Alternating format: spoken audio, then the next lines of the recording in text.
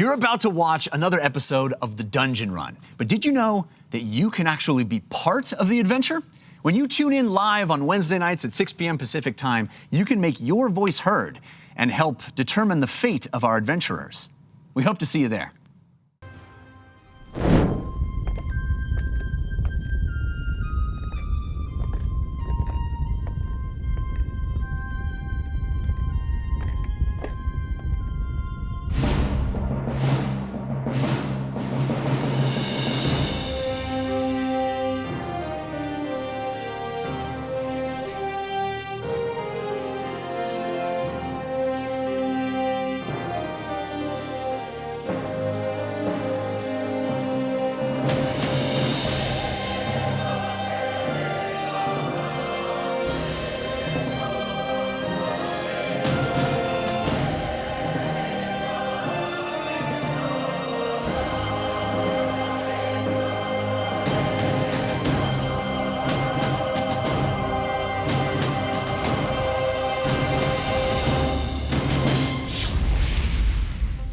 Hello, and welcome to The Dungeon Run, a live tabletop role-playing game where your interactions help tell the tale. And a special hello to everyone watching live for the first time. Hello. I am Lord Ereban. Wow, I said that very intently. Keeper of Secrets, and your host for tonight's campaign. Together, we stand witness as our intrepid adventurers face terrible danger and most certain doom in their quest for glory, valor, and most importantly, treasure. Throughout our time together, you will be called upon to help guide decisions made within the game. In addition to our live chat interactions, those that are brave enough can purchase one of 7 unique digital items. If you love the show, you can show love. Look at that. The balloons are blue now, huh? Great. When you buy Show Love, Jeff will see it and may read your name out during the game, showing you some love. And of course, you could show love to any member of the team. Ghost saves Lily, show love. Vaima roasts some enemies, show love. You get the idea. It's those simple gestures that are so thoughtful and mean the most.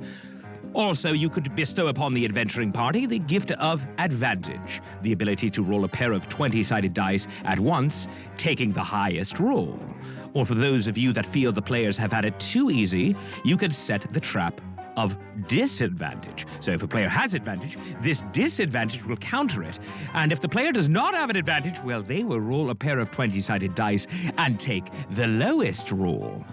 After all, life is pain. Okay. Now, also, you may want to be the wind out at our adventurers' backs and allow them to draw from the Force of Good deck. Or, to add an even greater challenge to the adventure, you can purchase a Force of Evil card. Those are evil. That's why the word Force of Evil is included. Holy mother of cheese cats! Queso Gato, what on earth do you think you're doing in my chat? Yes, it's my chat. Well, technically, I guess it's yours now, because you've just bought a Force of Evil card and have given it to a random member of the team. Good, sir. I like your style. But, oh wait, I have something else to tell you about this. Holy macaroni, Grim-Fated! You're out of your mind! Queso Gato and Grim-Fated, you both have 3 minutes in the box. Seriously, what is this? The team doesn't need this much animosity. All right, maybe it does, because they do very well. Look, when you buy one of these digital items, please specify which player at the table this is for, as Grim-Fated did, or in the case of Cheese Cat, Queso Gato, you can say roll or don't make a choice, and we'll decide for you. But that is not all. Please remember, it's on you. You can purchase an IOU, and each time you do, it will light a Force of Good candle.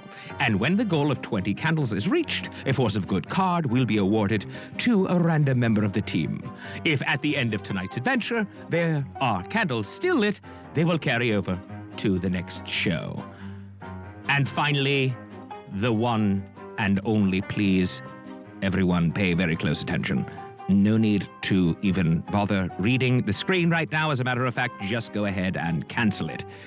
Disregard Milo's Bowl because it no longer is included. I don't think you can even buy it if you wanted to. So if you can, for whatever reason, please don't touch it. Leave it alone. Trust me, it's bad for you, me, and the party. Wonderful. Fantastic. No, MC Campbell, it is not there. I'm pretty sure that's just you. Don't buy it. Thank you. Also, finally, you have the power to submit your idea for a Force of Good or Force of Evil card, and we might use it on the show. You can submit DM cards for Jeff as well. Yes. Head over to thedungeonrun.fandom.com to submit. And you can upload your fan art there as well. And to those who have already submitted, I see you, and I thank you. And now, let's take a look at the Dungeon Run shirts, baby! Ha! Look at that! I love it. I really love it. Baby Ereban, huh? Adorable. Upper left, get one. You'll love it too. Upper right, the Vardo. All aboard, let's ride! Now, at the very bottom, rev up your motorcycle engines. The Flock Gang is here. This one is our first double-sided shirt. Come on, how beautiful. And of course, the classics, the Dungeon Run logo, upper left. Top middle, Meep Lives in blue, yeah. Upper right, and my personal favorite, Lord Ereban's Dungeon Run. Bottom left, let the dice roll, baby, yeah. And finally, last but not least, and maybe the most important, respect to the candles and the Candle Queen, bottom right. Get one now at a store near you. I'm serious. thedungeonrun.fandom.com. That's where you go, actually. Also, wait, hold on. Another thing. Stay hydrated with the Baby Ereban mug. That's me as a baby on a mug. Get ready, it's party time. If you're over the age of 21, living in California, you could even put a little snippet of booze in there or something. Whatever makes you feel great. If you're under that age, please don't touch. All right. Head over to thedungeonrun.fandom.com to purchase your Dungeon Run merch. Now, let's meet our brave souls. Our cast of characters. Please welcome Katie Michaels as Lily Dumblestar. I'm just a sweet little grandmother. Oh. Don't let her fool you. She will demolish you in the fields of battle. Ronald Ogden as Ugger! Hey, does anybody know what a zone of truth does? Yes. You're ugly. What? Oh, come at me. Oh, that's come what at it does. me. Morgan Peter Brown as James Quiller. Man, are you out here encouraging drunkenness? What is No, going on? no. Only to the adults. Come on, James. Okay, all right. It's Well, the adults. Pull it together, would But you? you're right. I should never do that again. Jessica Lynn Parsons as Fahima Tig. Hey, Lord Ereban. I got you on my shirt. Yeah! This is the best. You look fantastic, by the way. Jared Kajak as Civ Redfizzle. Are you ready to fib to some dwarven paladins? Absolutely. I'm All right, always do it. ready. I love you. And finally, last but not least, the man of the hour, the Tower of Power, Dungeon Master himself, Mr. Jeff Kanata! Ereban, are you excited about the Super Bowl this weekend? I'm pumped, baby! 49ers all the way! That's right, I I'm saying, know. go Niners! I memorized it. I like it. You look great, as always. Got the colors. You look, I love it. Also, as their journey continues, I, Lord Ereban, will be joining you in your social conversations around the game, so keep an eye out for my avatar and comments. And before we begin, I have a favor to ask of you. It would give me great pleasure if you would share the show. Just click below and let all of your admirers know that you are watching the Dungeon Run. Sir Mix-a-Lot, what in the... tarnations is the word I was looking for, was that? That's 3 Force of Evils out the gate. And not only Force of Evils, but one for Fahima. What did she ever do to you?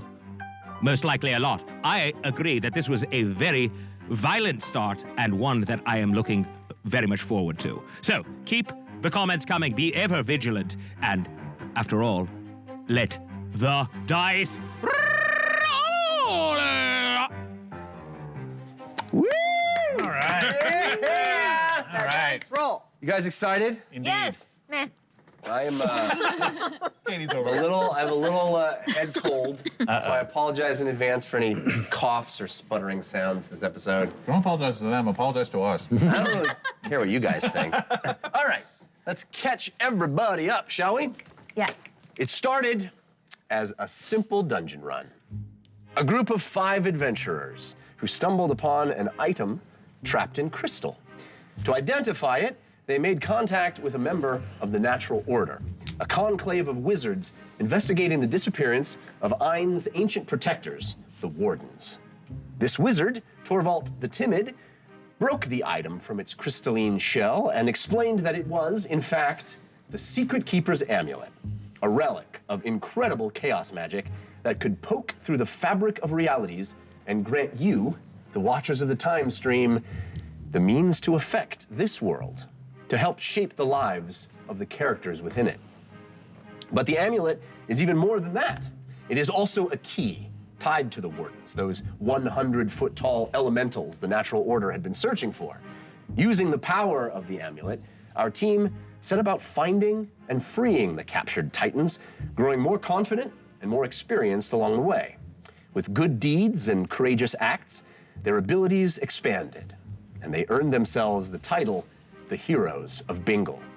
And each time they freed a Warden, the amulet rewarded the team with visions of a lost history, a look into the time before the Great War of Ideas, to the very origins of the Wardens themselves.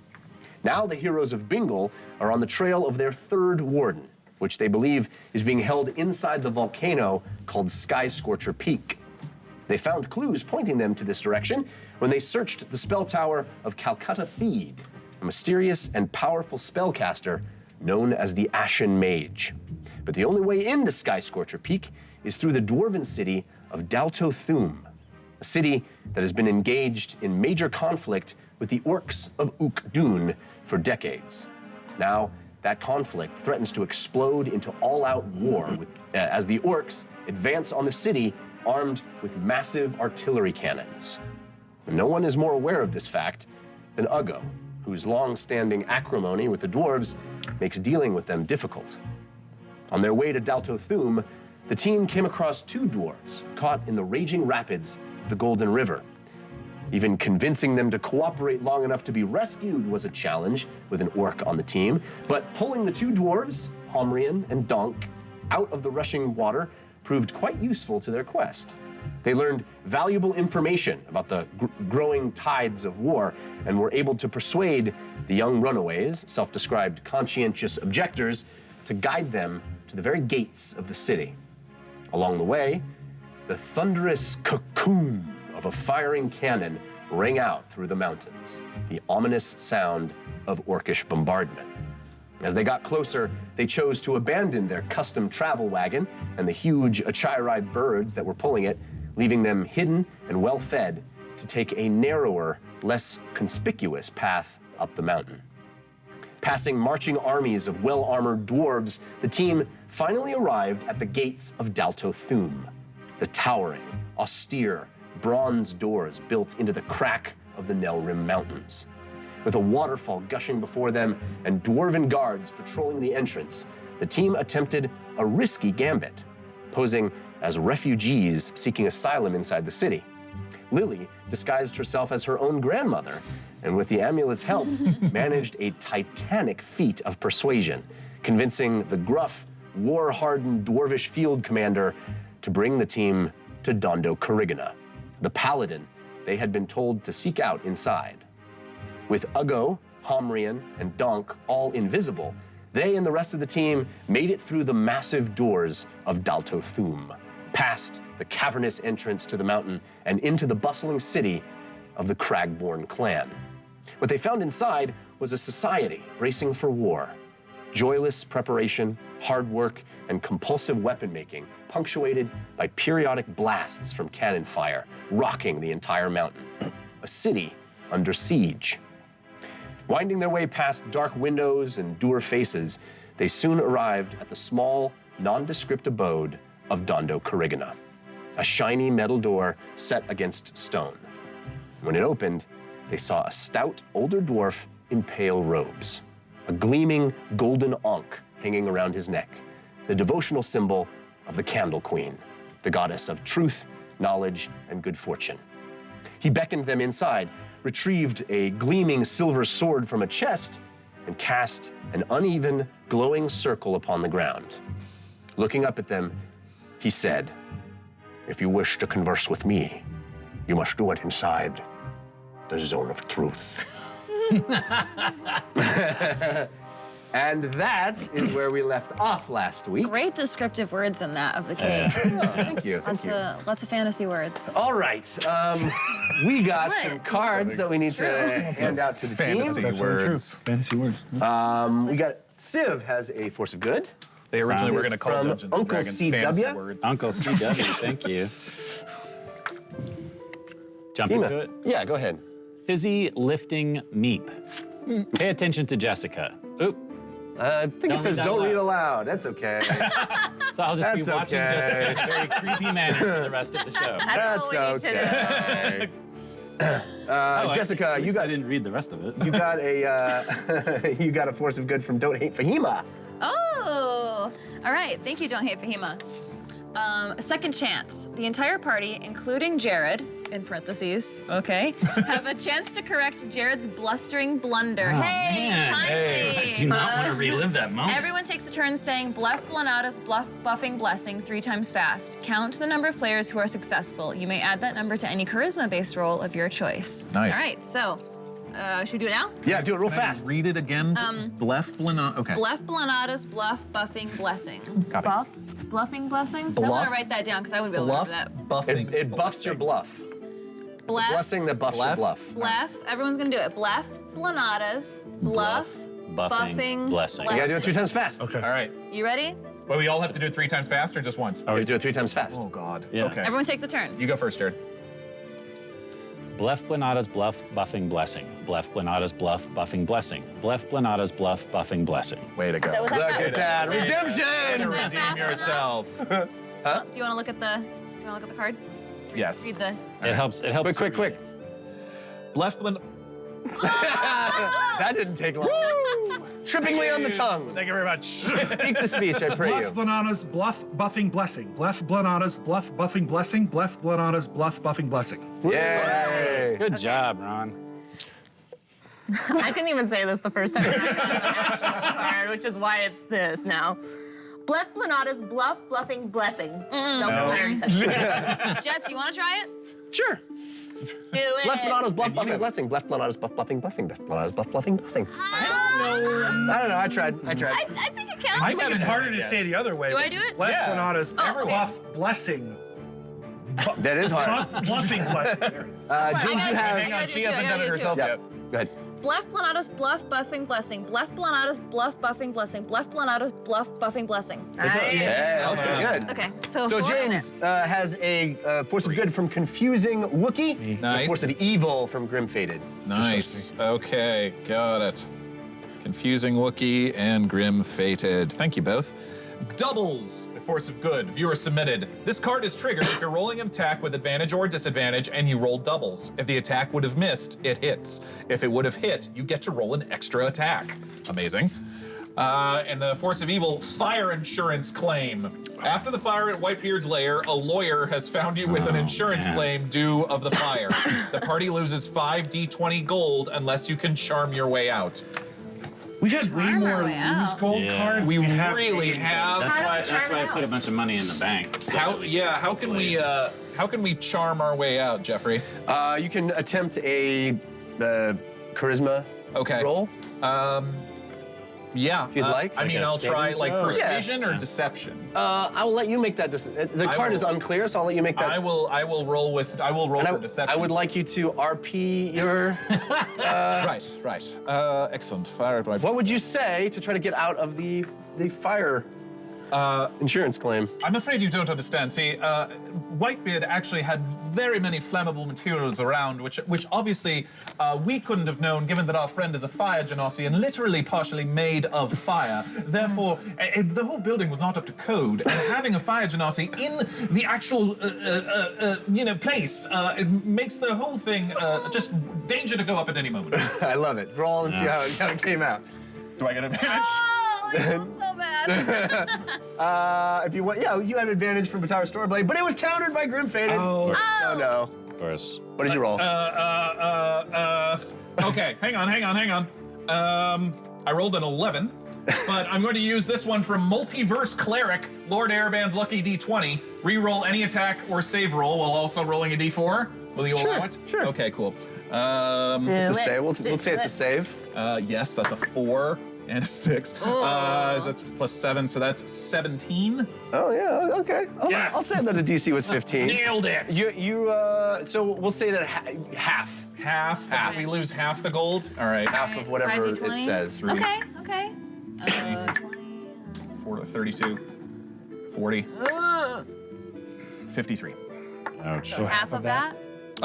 26.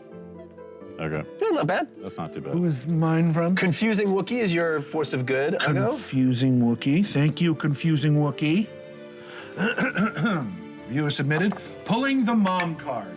You call out to one of your enemies and ask if their mom would be happy with what they're doing. They start rethinking their entire life and must roll a DC 15 Constitution saving throw or miss a turn completely. Nice. Yeah. Who's mine from? It is from Uncle CW. Uncle CW. I have Power Pellet. After you or a party member roll a d20 and do not like the result, you may take a snack from the snack bowl and attempt to toss it into the mouth of the player sitting farthest from you. Oh no. Or they can toss it to you if you prefer. I wasn't paying attention. Oh no. Love it. Jared, wake up. If you or a party member roll a d20 and don't like the result, you may take a snack from the snack bowl and attempt to toss it into the mouth of the player sitting farthest from you. Oh man. Furthest from you, or they can toss it to you if you prefer. If you miss, the original roll is taken. Catch it in the mouth, you win a reroll. Wow. All right. I prefer gummy bears. People Yeah. like seeing us get goofy. We also have a Queso Gato Force of Evil that was roll for it. I rolled a 5. Oh. What are you? Brutal. See what you've done. All right. It seems like I'm allergic to cheese. Or cats. And cats. Is that like supposed to be a cool one-off line? Yeah, What was that? Yeah, so, as the coolest party member, Snake Eyes. You swear you see a pair of spinning cubic eyes staring at you from a distance, distracting you from what you're doing. The next time 2 dice land on the same number in a single roll, both of the dice for that roll are turned into 1. Yikes. This includes d20 rolls and will make it a crit fail. What? How is that? Stinker. All right, so we also have some balloons. Doubles. Love from Demon 47, Eagle Eye 12321, Grim Faded, Something Cool, White Tiger Angel, and others. Thank you so much everyone. for those. Appreciate it. Okay. Tiger Angel. So what a we are name. into the game again, and you stand there looking at this paladin. He wears no armor. He stands in his home, backlit by a really pretty impressive display of candles lining the back wall. On the side wall, there is also a fire in the fireplace lit. This room doesn't have much in it, but as he stands there with a silver sword pressed into the ground and the light glowing around in a circle, crackling with bright energy, and he looks up at you, inviting you to step forward into that zone of truth, compelled to speak the truth or try to resist. He says, if you'd like to converse with me, step into the zone of truth. So we know what it is. He has said it is a zone of truth. Okay, so we can just assume that that's. Yeah, I think you probably would be familiar, would be understanding. She hiccuped. She hiccuped. The next time she hiccups, Meep is startled and the flare of her wings inspires you. You automatically gain super advantage, which is 3d20. Take the highest on your next. Wow. Nicely done. Oh, that was the one you didn't read out loud? Yeah. Nice. And that was the card that I picked up, and I said, "Oh, I can't have it." Well, you don't. I got it. I mean, you don't have to roll until you roll something. Oh, Yeah. well, can I keep this? Why are you rolling? Well, I'm assuming I'm gonna have to roll against a paladin. If you want, if you You're want. gonna use your super advantage against this? Yeah. Attack him. Just kidding. So he stands there with his sword and he patiently waits. Ugo is in front of him, has come out from invisibility, as have the 2 dwarves that were on either side of you. You're still wearing a helmet, which covers your face. It has tiny slits for you to see through, but is a nondescript completely covering your entire head. You stand there, and he has looked back at you. You pulled your maul out, Right, yeah. and he did not seem to flinch or worry that you would. Uggo, Yeah. you did so well. Well, it's not over yet. I know that, but I just wanted to say you did so well going through the town. It was really hard. I know. There's so many dwarves I wanted to smash in the face. Well, I'm proud of you. It's just on it. Hey, wait a minute. I'm not even in the zone yet. Okay. I'll go steps into the zone. I'll follow. So, I'll step in with him. so Uggo, Lily, and Fahima step in, as do Homrian and Donk, obediently stepping into the zone. And Dondo Karigana eyes the two of you who haven't stepped in yet, and he says, "All right, we'll start with the three of you." Hang on one moment before anyone. I'm so sorry. Are you going to be under the effects of your own spell? I try to speak the truth as much as I can. I don't take that as a good answer. What would you like me to say? I think I would like you to say that you be under the effects of your own spell just as we. You step into my home. You ask to speak with me, and you provide terms. James, Civ, Yes. step into the circle, please. We've come all this way. Well, It would be quite easy for me to call the guards. I can tell you the effects of the spell is only to tell the truth, all right? It's not a big deal. We just talked about truth, didn't we? I'll roll an insight check. Sure. Yeah. You do have advantage from Duggan, Texas, but it was countered by Grim Fated. Thank you, Doug and Grim Faded. It's countered by Mel in Texas. That's a dirty 20. All right. You are trying to determine whether... If he is who he says he is, and I mean, because we literally just met him. He's said Right. about a total of 10 words to us. Yeah, he has not, his eyes have not left yours since he started addressing you. He is talking directly to you, right? He stands there, his spine erect, confident. Even when Uggo appeared out of nowhere in a threatening manner with a maul, he didn't move. You get a sense of him being very assured and very straightforward. I hope you don't take my cautiousness as an offense, but I hope you don't take mine. no, I don't. He's not asking much of us, James, just to tell the truth. Just want a level playing field, that's all. Come on. Okay. Well, I'll start. Wait, everyone in the circle. Civ? I'll step in. Let's start with your names. Fine. So, I'm Lily. I'll go. James Quillis. Fahima. I'm rolling. I got a 19. Already? Whoa! I hope you fail, I hope you fail, I hope you fail. I got a 19 on my roll. Okay. What? Plus whatever. You guys aren't aware of that. Right. Well, actually, Are you gonna use cards on me now? well, actually, you got a 6. all. Actually, you got a 6. I mean, you, Jessica can do that, but you, Fahima, wouldn't know that he did that. No.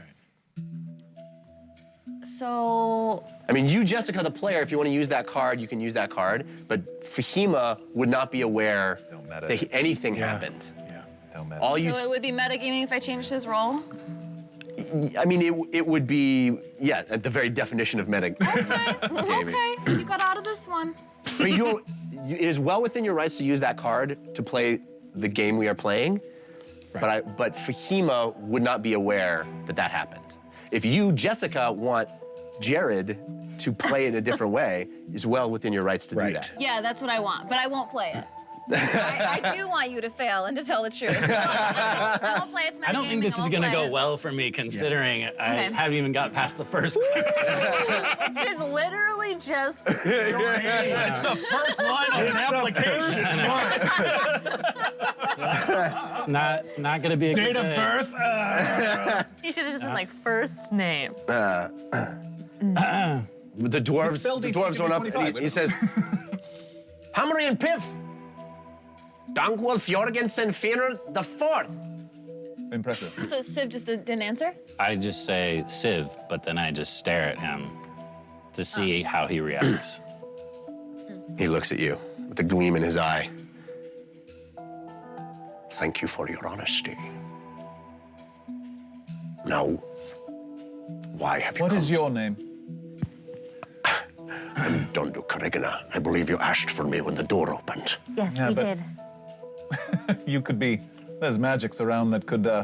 You could be someone else. So I'm just trying to be certain. We've been dealing. I find with it some- strange that you come to my abode and you ask me these questions. I feel the onus is on you. We've just been through a lot. I don't know what that word means. It's our responsibility. the weight. Did you just smell your hand? No, I just said a thing and I didn't mean to say it. Next question. Whom do you serve? My family. Myself? Ein. Ein. I don't serve anyone. I feel like I should have said Ein. Fine. Why have you come to see me here? We were told to come find you. By whom? Ermil Fesh. I didn't believe you existed.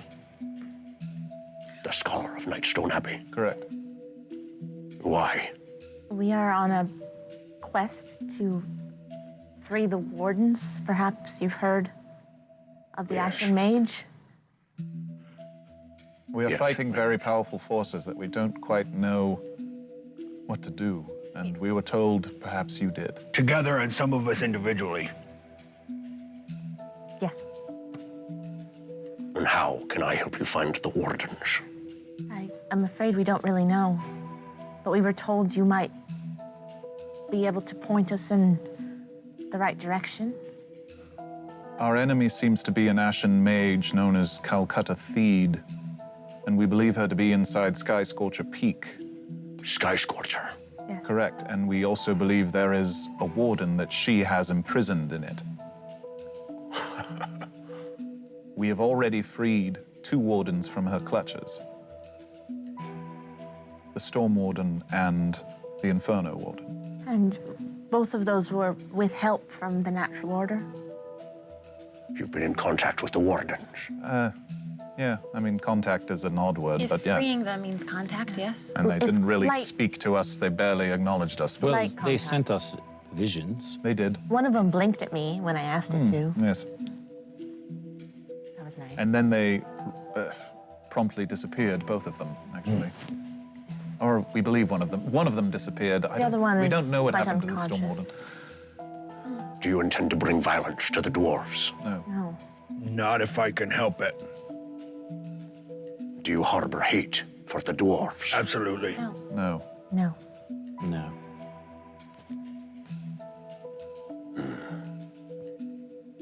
You're an orc. Yes. You fought with the orcs. Yes. Not recently, but You've spilled dwarven blood. yes. I have also spilled orc blood. And a You lot of his intend to own spill blood. dwarven blood again. Not if I can help it. Not if they don't force me. Some of you say you serve Ein. What are your intentions? What are your goals? You come to me for aid. I want to know whom I would help. The Ashen Mage is doing terrible things. She will bring terror upon Ein. We believe that we are one of the only people who can stand against her. Last question. Do you trust one another? Yes? No. With certain things.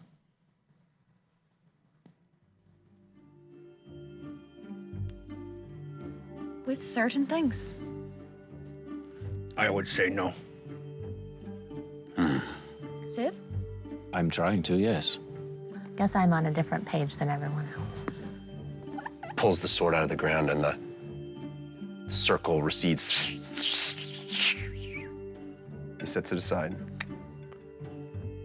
You ask me to trust you, yet you do not trust one another. We've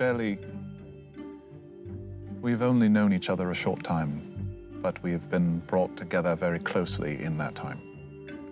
Some of us are trying to change, and it's not easy. Ours is a partnership of accident. Just because you don't trust someone to not tell you about certain aspects of their life doesn't mean you wouldn't trust them with your life. Agreed. Yes. Not hurt one another. Ask me the question if I trust them with my life. Right. Yes. But I know that everyone has their secrets that they're not quite ready to share yet. Yes. I do not know if I see the distinction, but I'll grant you that you do. He sits.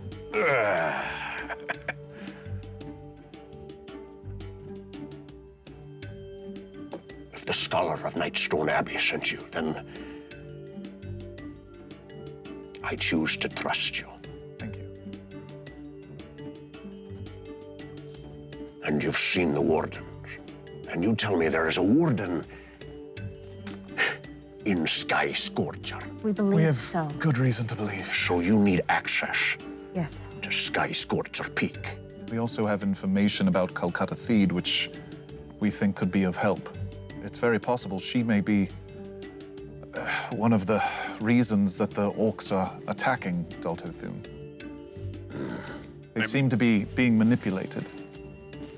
They're working together, which the is fact very that rare. Ukdun and Thorn have come together. Doesn't that seem odd to you? It does. Yeah. We've long thought that this would never happen. We were told that you were against this war. I am. Why?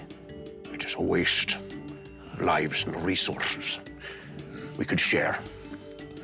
I don't think that. I don't think that's an accident.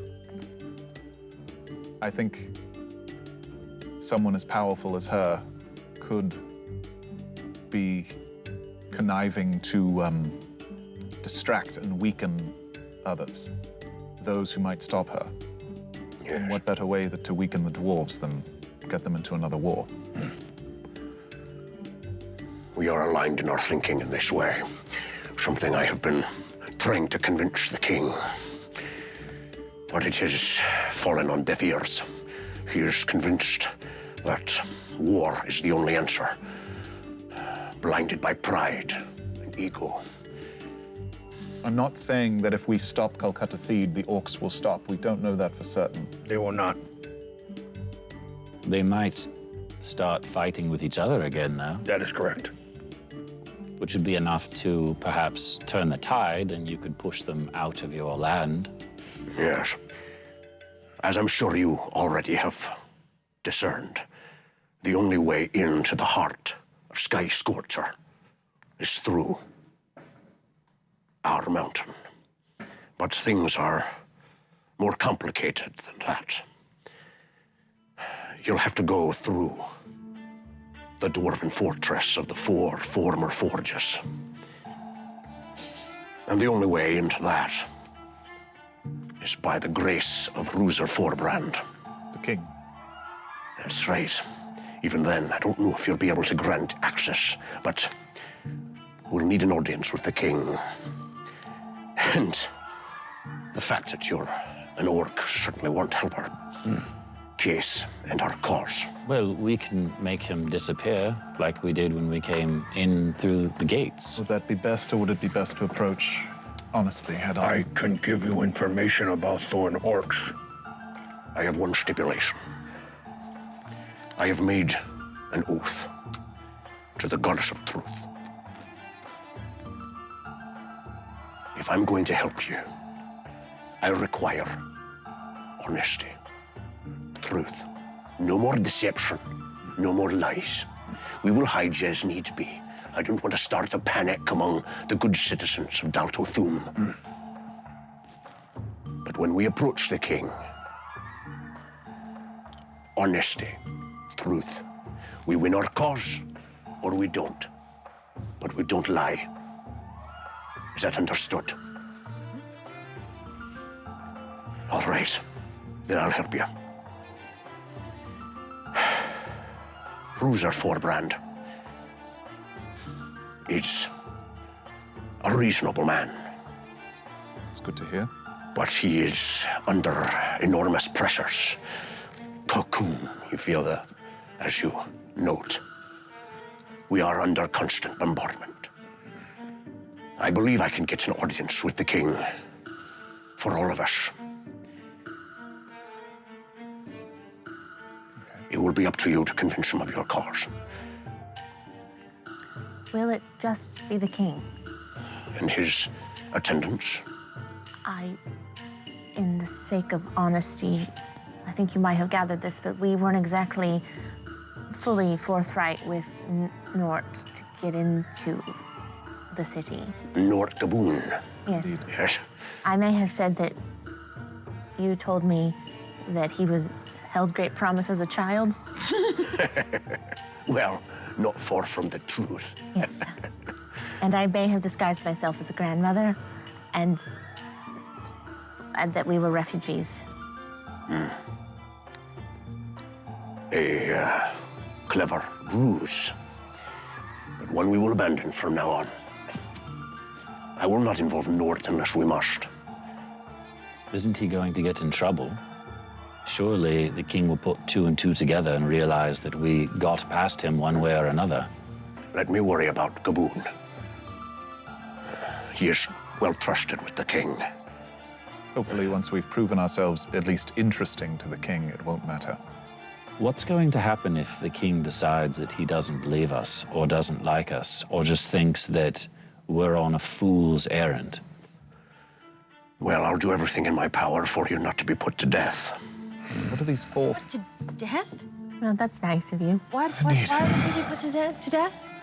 As a threat to the Cragborn clan, the common practice would be to execute the lot of you. But as I said, I will do everything in my power to prevent that from happening. Thank you. What are these four former forges you spoke of? In the days before the Great War of Ideas, the four former forges worked non-stop 24 hours a day, or so the idle elders tell us. Some of them have vague memories of that time working at the forges. These were incredible feats of engineering from the Ariat Age. No dwarf has set foot in there in hundreds of years. Why? It is said it is sealed. I believe only the great kings know the way in. Do the dwarves that came from before harbor as much hatred for orcs as the rest of you? No. They see the dwarven, the orcish war has only started in the last few decades. Before that, trade and resources were bountiful for all. That is not what we are told. Explain yourself. We are told that you are prideful, egotistical warmongers. By we, you mean the orcs? Yeah. No. Yes. Orcs tell that to other orcs. Yes. Dwarves tell other dwarves that you are prideful warmongers. We are. But because we believe that you are. At least that is how I understood as I grew older. We have not had strong leaders in a very long time.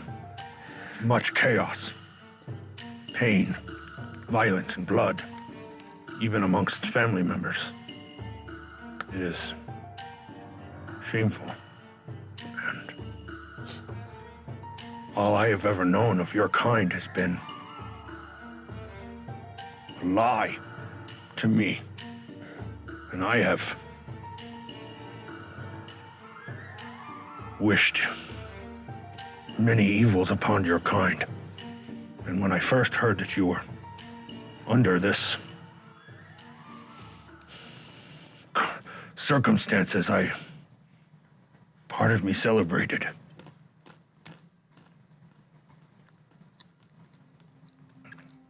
Duncan, Humry and I have not known them very long, and even suggested that I have eaten dwarven children. We thought he did. It turns out he eats just like us. Well, sometimes different. So you hardly need a truth spell to know that. But as I found myself as we were walking here, afraid. And usually when I am afraid, I get angry, as you well know.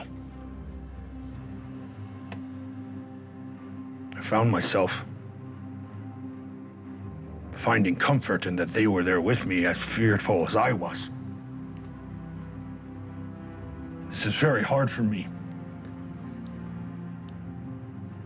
I have grown up believing these things, and I thought I was right and righteous. You asked what I need. I need to learn how to control this hatred that I have and this anger. When I appeared to you, ready to fight, you did not flinch. I have never seen that before. That is because I have faith. Mama, I was raised by a human for a while. She said the same thing. That her faith keeps her from fear, protects her. It is not faith in the gods. It is faith in the truth. For her, it was faith in what she could prove. Which is a form of truth. Yes. The truth will set you free ago. She said the same thing. I once was a angry young dwarf too, like Dunkel. I'm not quite so angry anymore. But through devotion, through surrendering myself to the truth, and focusing on divine purpose, committing myself, committing everything I had, and taking an oath. An oath to the Candle Queen. Are you not afraid that one day you may have to break that oath? Every day. But my oath is an oath of redemption. I believe in peace, in preventing war and fight, in turning against the rage, and finding what can be saved in every person, regardless of their skin color or history. There is so much evil, though. People wish pain upon others. How do you not get angry at that? How do you not want to annihilate it when you can? It is not easy. It is a struggle every day. And that is what the oath is. The oath is not a one-moment act. An oath is a commitment, a practice every day to continue to strive to be better, to find redemption in the world. Even if you stand alone. Especially if you stand alone. I will stand in front of Rooser Forbrand, and I will ask him to choose peace every day of my remaining years. Even if it meant your own death. Yes. You are honorable. I am a servant. A servant of truth. But you are dwarf. And that is what is new to me.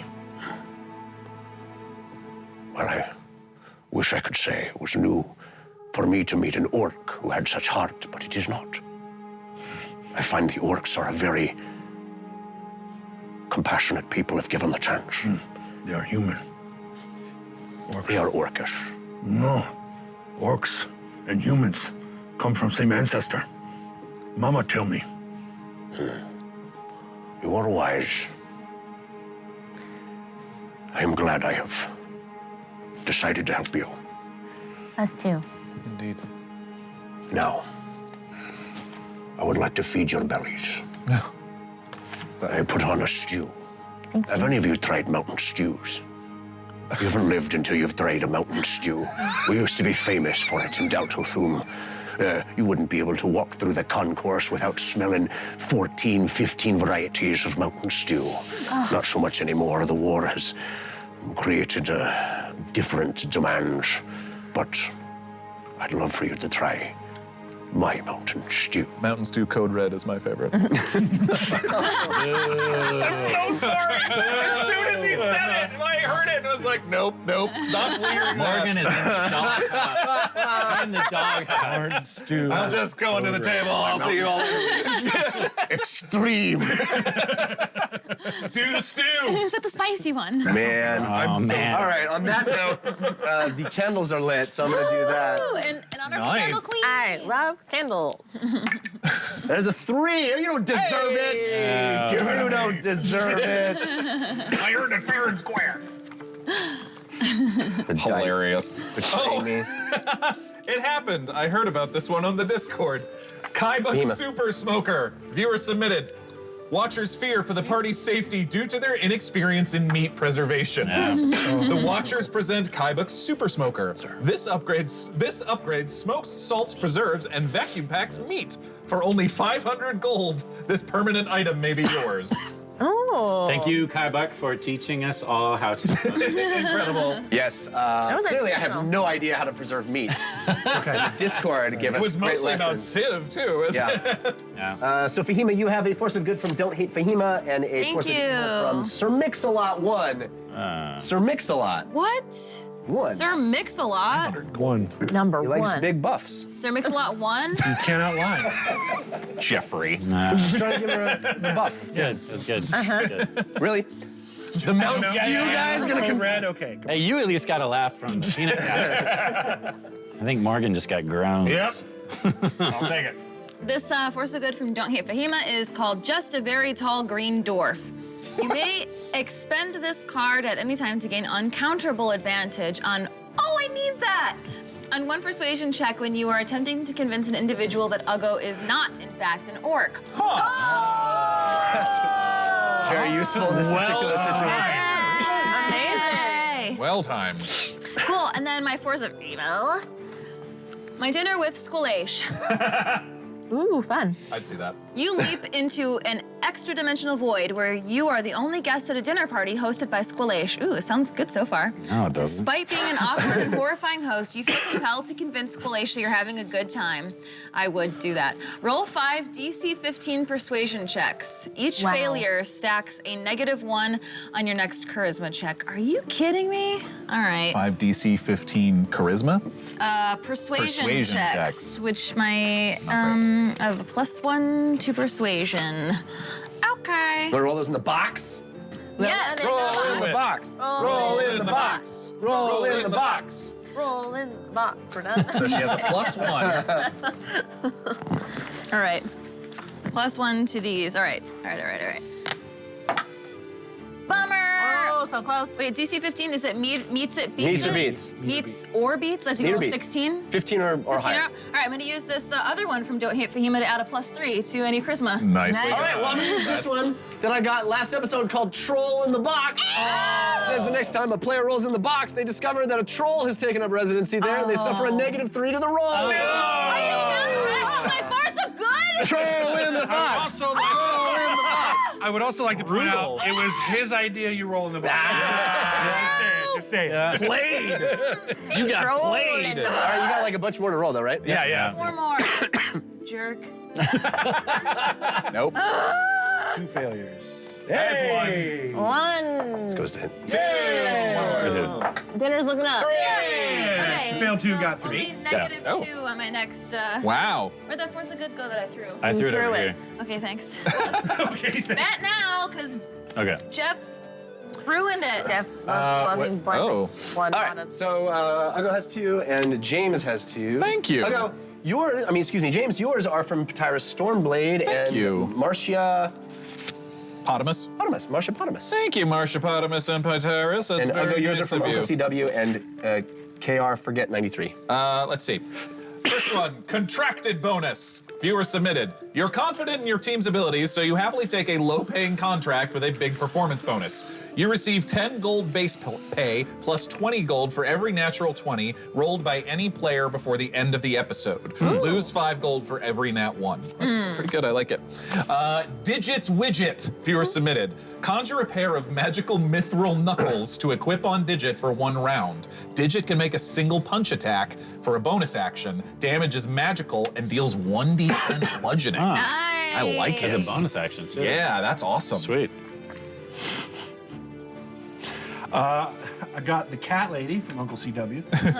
On a failed persuasion roll, a little old cat lady walks by, distracting Jeff, allowing you to re-roll your roll. And then from KR Forget 93, Dire Straits. Think you're a sultan of swing? That you should get money for nothing? Wow. Fine.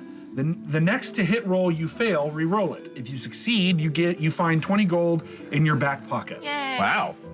Also, if Fahima looks puzzled or doesn't get the reference, someone must sing "I Want My MTV" to her. Did you get the reference? The Dire Straits reference? Oh, I didn't even know that was a reference. Yeah. I want my MTV. Oh, I know that. I know that. Also, I don't What does that do with Dire Straits? The name of the band is Dire Straits. Oh. That sings that. Yes. Money for nothing and your Sultan of Swing. Sultan of Swing. To be fair to Fahima, I got 0 of those references. Whatever. Okay. Those are always bittersweet for me when we get it and they don't. It's always a bittersweet Can thing. I be like, What part's the sweet part? This is all bitter for me. Straight bitter. I got Gen a X? Force of Good from Malcolm S3X. Nice. This is Survival of the Fittest. A viewer submitted DM Force of Good. Can be used during combat. The DM-controlled creature with the highest amount of HP deals double damage on its next attack or spell. Ouch. That could be bad. Could be. We also have balloons from Confusing Wookiee, the Wookiee King. There's a lot of Wookiee action in there. Many Wookiees. Manathiel, TK421, Why aren't you at your post? Change Box, and many others. Thank you for those balloons. We appreciate them. So, Dondo serves you up heaping bowls of this Mountain stew. odoriferous. It is just.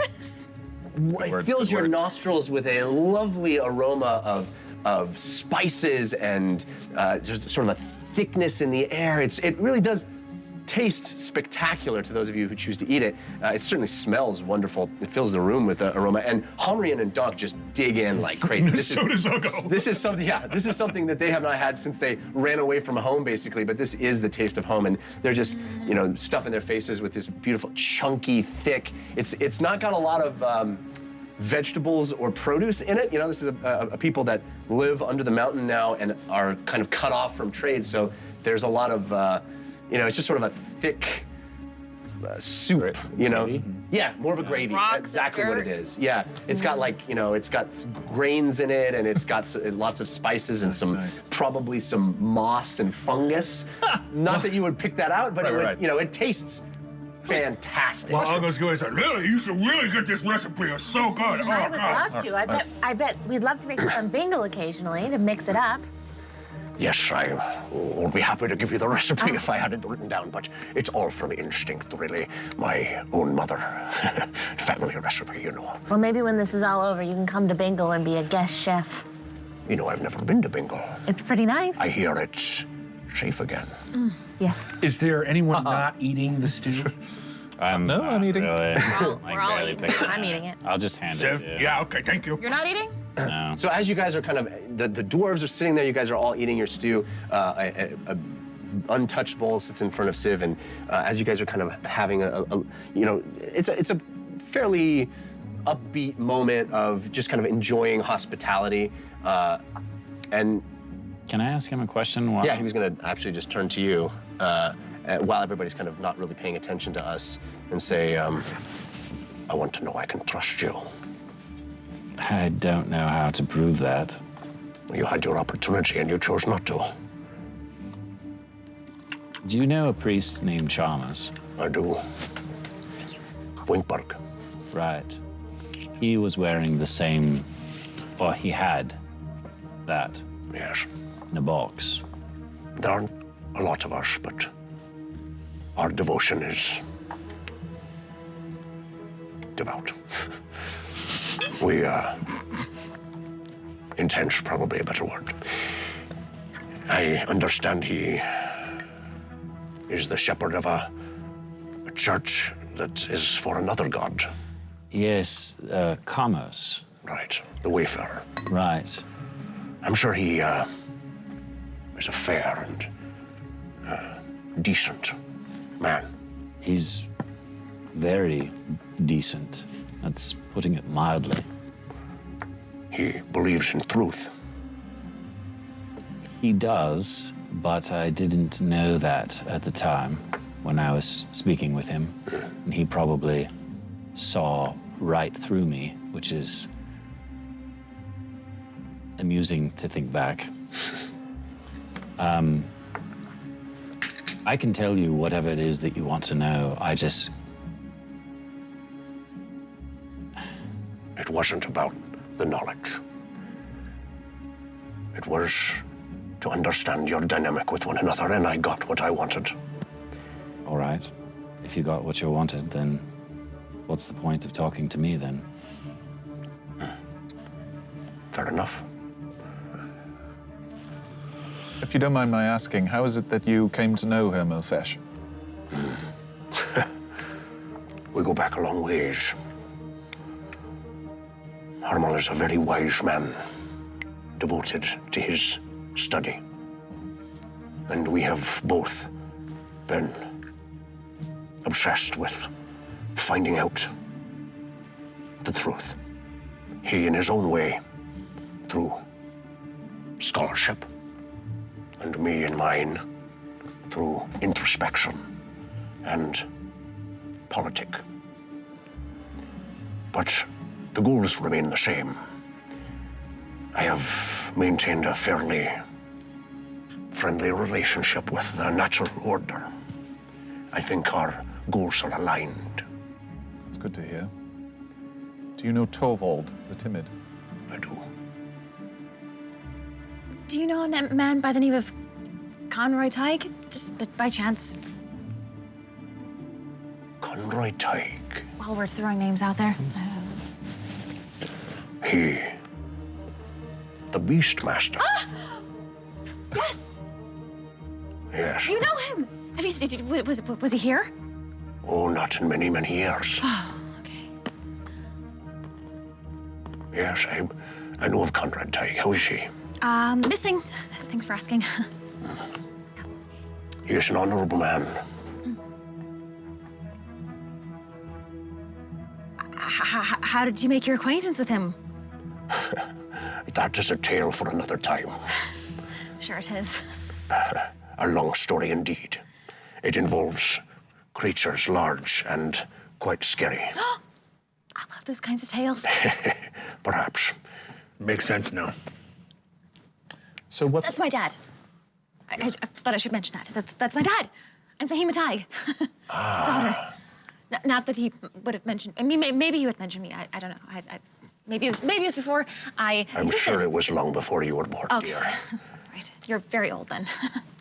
Well, I'm a dwarf. Right. I'm young for a dwarf. I'm just young. I mean, sorry. Well, perhaps we should think about the next step. Yes, it's evening right now. Mm-hmm. So what, you suggesting we approach the king tomorrow? I think that's wise.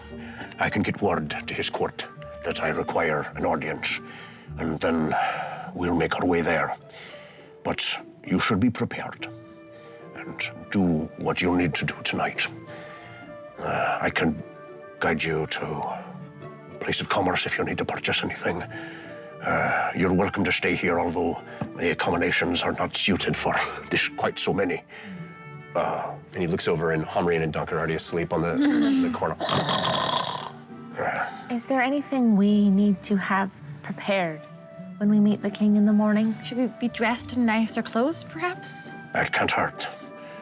He does enjoy deference, but he is not a cruel man.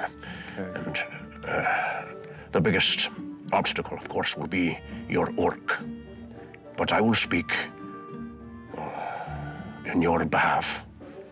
And I am trusted to the king and his court. But I suggest we come up with a plan.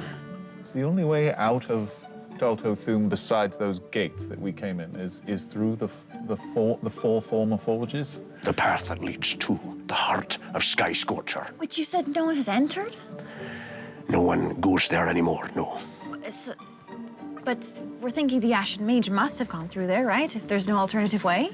The only thing that I can possibly fathom is that somehow this powerful mage has found a way into the heart of Sky Scorcher. What if she could fly? So from the top down, she might have gone in.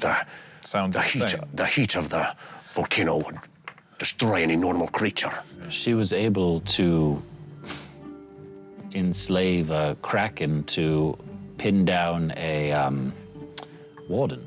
At the bottom of the ocean. I mean, do you really think that it's beyond her power to venture through a volcano? I mean, it seems like child's play if you are able to... Indeed. It's a good point. Do you know the name Yan Mo? Versus water? Yan Mo. Dragonborn. Or Vargan? No. Do you have any powerful mages of your own? Dwarves? The dwarves do experiment in magic, but I would not consider us the most powerful of the magical races. I'm just thinking if there's anyone who could be of aid to us. You're welcome to go into the Silver Vein and see if you can speak to any mages there. Silver Vein. Might that be where I could maybe copy down a few spells, scrolls, or the You like? can try. Again, we are locked down for war, so things are more scarce than you would normally find in Dalto under the best circumstances. So he's gonna explain to you the situation of Dalto Thum, which I'll just kind of summarize quickly to give you a layout of what this city is like. And Henry and Donk pitch in as well. Over the next couple of hours, they sit down and kind of explain to you how Dalto Thum works. Dalto Thum in Dwarvish literally translates to under the smoke. It is a city that you walk through the concourse, which is the main sort of marketplace area, that wide, ramping entryway that is just, usually it was, during its heyday, was full of carts and wagons coming and going. Also full is where you would find most of the marketplaces and inns, taverns. It really is the city center and the place where tourism happened, such as it was. It's not exactly a tourist location, but there were so many traders and merchants and travelers moving through that it really was that place. It was the front of the city, the front of the mountain, and people would come and go freely, and there was food, and there was lodging and all that stuff. Deeper into the mountain, there are several different individual areas that have sort of been segregated off, not segregated, but it is the types of ore that are mined. It's all labyrinthine and interconnected, and you'll find bits of silver in other areas and bits of iron in other areas, but because there were concentrations of one particular ore, there tended to be specialization that built up around those areas, and it sort of became the basis for the entire city structure. So there are three main sections of the city: the iron vein, the silver vein, and the gold vein. And those are not just where they would get most of those ore. Well, you could find ore in all three of them, of all three types, and other types as well. But because those specializations happened, it sort of became sections of the city that were built around, just drew people who had certain skill sets and specializations. So you'll find the Iron Vein is really the heart of the city, where the king and the royalty is seated, but it's also a ton of weapon making and smelting, and really where ore is put together and built into things. It is in the most as of now, with war looming, is the one that is just churning and has the most activity.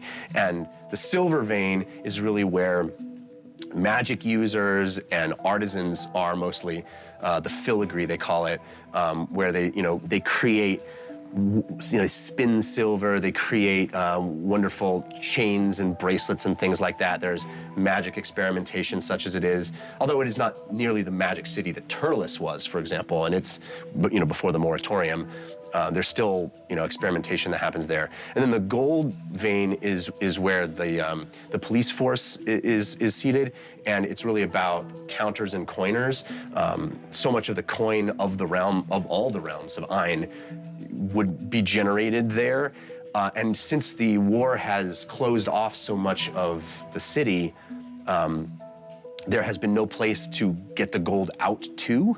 The trade route through Winkberg has broken, and so much of the city is in lockdown that it's hard to even get gold out at this point.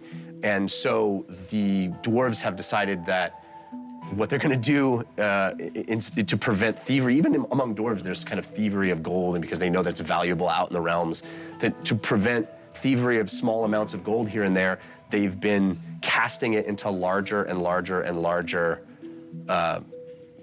statues and things. And so the gold vein is just full of these massive statues of gold that are sort of immovable and just awkward enough to have to stay around. And so there's just gold everywhere in the gold vein. So that's really the layout of Dalto Thum. Again, it's a sprawling, sort of spider-like, carved into the heart of this mountain. And then deeper down in an older area is the entrance to the fortress of the four former forges, which is really the oldest area of Dalto Thum. There's rumor that it connects to Vimdur. There's rumor, and that is really the area that leads to the heart of Sky Scorcher. And in the R8 age, it is said that the greatest, most wondrous items were created in that heart on those four forges. They were running all the time, creating the wonders of the world. So what's down that way now? Well, no one knows. And that's exactly what Dondo is communicating to you guys, is that in order to approach it, you need the blessing of the king. Why? Because it's guarded. It is guarded, and it is a precious national resource to these people. Why it is would the king shut off access? Why would the king shut off access to these forges? I do not know the answer to that. How long have they been doing that? It has been hundreds of years. And perhaps even the forebearers closed it. But only the kings have been gifted with that secret. It has been carried down from king to king.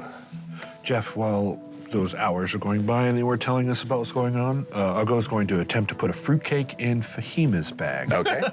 So Fahima gets a perception check against my dexterity. All right. Argo, you have advantage from the Carson, but it was countered by Eagle Eye 1233221. Of course it was. And Fahima, you have advantage from Armando 89, but it was countered by Dreamblaze. I'm never rolling an advantage ever Nope. again. You definitely are not. It's gonna be fine. Roll big boy. Okay, perception. Yeah. Although you do get to brag that all of your rolls are straight rolls. You don't get, That's true. and you got some pride there. That's true. Roll it. Oh, you know what? It's just a fruitcake. Just take the fruit. I know. I want to roll. Don't waste a card on it. Oh, yeah. 8. 9. I was like, do I need to use this? Like, So the rest of us don't notice this with the fruitcake. I was saying, my passive perception, I'm just watching Uggo do it. Argo does it with his foot. Gets away with it. Beep is like kicking at it and then spitting it out. Oh, that's funny. Yay! All right, so rather than RP out all that info, I just downloaded the entire layout of Dalto to you. But that happens over the course of, several hours of discussions. And Hamrin and Donk are fast asleep, and you guys have some time, but also the decision as to where you're going to. Is there an area inside of Dalto Thum where there are non-dwarves living, dwelling? Sure, there are non-dwarves throughout Dalto Thum, just not that many. We are... So it's rare for there to be outsiders. Are we bound to attract attention of five of us walking around? I'm sure you've already attracted attention. Probably, yes. But yes, there are outsiders here and there. It's just not common. And those that are here are known. Is that, I mean, so like the next time the cannon goes off and we hear it, Yeah. is there a feeling that the dwarven or the orcish armies are approaching? Is there a timetable? Is there what sort of, I mean, when are they expected to arrive? That is under much dispute and frenzied argument among the court. We've dispatched our armies and we've engaged in several skirmishes before and currently, but I'm not eager for full-blown war to break out. But this cannon is a step too far. The king readies for an assault. He knows it must stop. The mountain is sturdy, has stood for thousands of years. But who knows? The size and scale of this cannon seems like something we've not dealt with before. I'll go, yes, that. I mean, I'm sure that you don't know this specifically, but you seemed, you know, the fact that orcs were making cannons seemed strange to you as well. This big and this powerful, yeah. It's as if they've had a jump up in technology that maybe came from someone or somewhere else. Was angry. Go outside of orcs to find new technology. Huh. I do not know who. Maybe the same person who's bringing Thorn and Ukdun together. It was very odd. Orcs have always been prideful of own ability to bring war and to kill. And they always talk about purity and keeping things within orc lands. And now all of a sudden, they get technology from outside of orc lands, yet still, when I was there, we're still, only orc, only orc. It's disconcerting. Word Mama taught me. Quite to ask. It's a good one. Is there another way? Another way? To Sky Scorcher, besides through this forge area? From the top, I suppose. But through Dalto is the only way I know of. I can't make that many of us fly, unfortunately. Well, it's a matter of getting through the lava as well. Right. How deep and how far does this forge area go? In other words, let's say the king grants us access and we decide to go through. How long is it going to take us to get from here to Sky Scorcher, going through the mountain? I suppose it will take quite a while, but I don't know for sure. I've never made the journey. None of us have. I've never met anyone who's been inside. So we'll be the first in hundreds of years. Yes, that's quite right. Although perhaps some of the idle elders have. None of them seem to remember. Only patches here and there. I suggest we get some rest. Tomorrow morning, we go to the king. Is there any sort of gift or something that we could present to the king to garner his favor? That's a good question. He has more gems and jewels and precious metals than he could have in 50 dwarven lifetimes. What about this? And I'm going to reach into the bag of holding and pull out one of the dark tomes that we got from Calcutta. What is that? Pull it out. No, Sim. Don't touch it. He throws it on the ground. I'll snatch it up. I'm so sorry. It's dark Where magic. did you get this? That's Calcutta Thieves. I would not recommend giving that to the king. No. I would also not recommend holding on to it for much longer. It's been in the bag of holding. It's sort of suspended in That is a foul book. dimension. Give it back to me. I put it in the bag of holding. No. I take it out and hand it to No! I try to grab it away. No! Fahima, let him try. Try what? I'd like to look at it. I'll give it back to you. You're not going to destroy it? Maybe he should. No? I just want to look at it for now. I awake in mind, we have 2 of them. Still. I say out loud. He opens the book.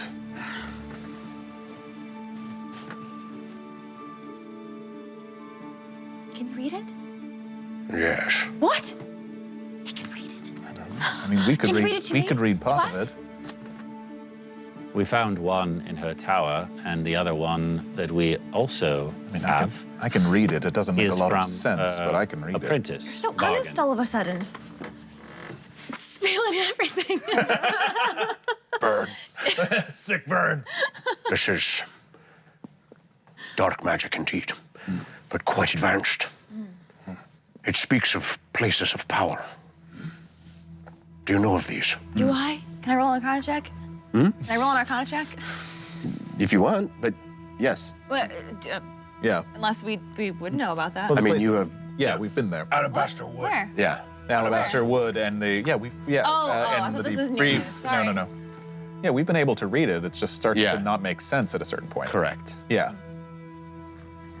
So, My mind what's went the to answer? Witcher. What happened? No, never mind.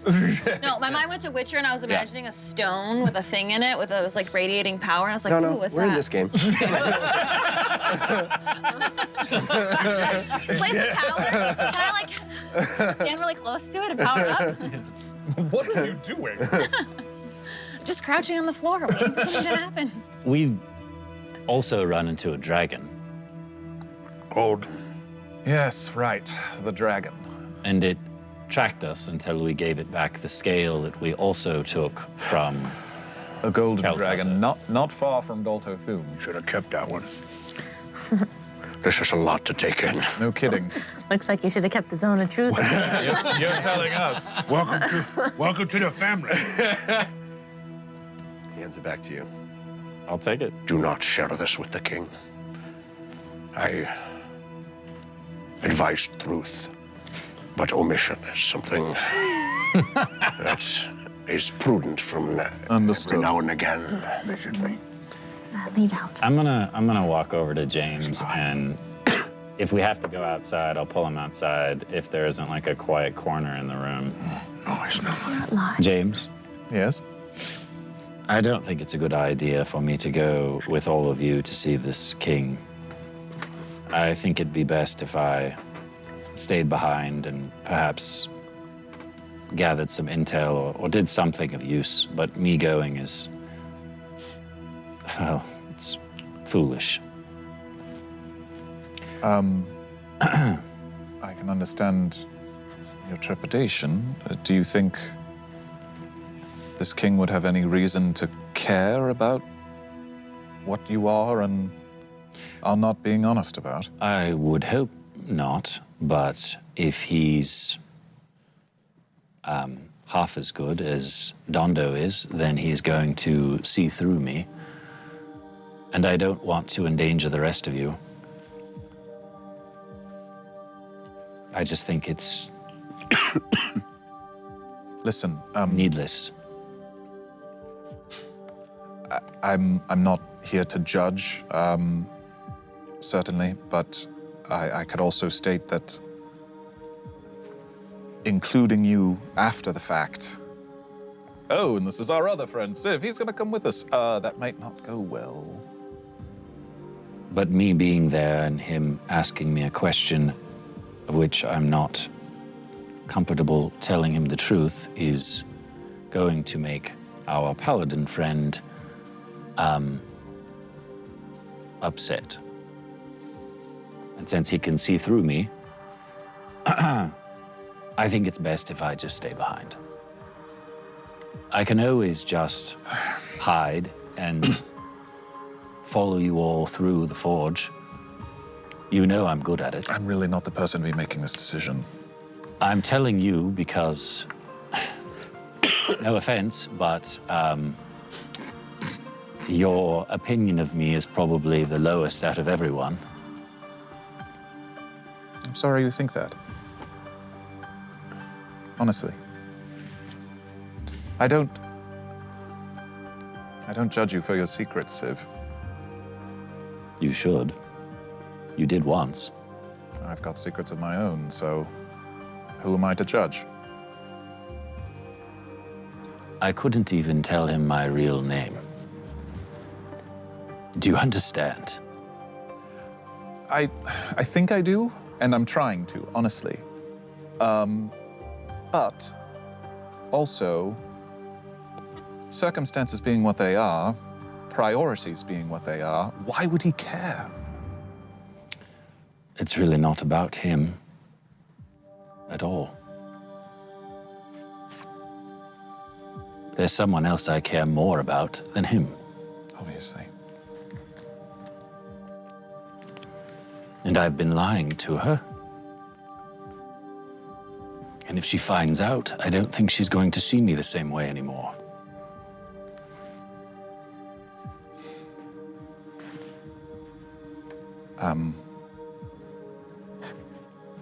We can try. But we can't go down there without you.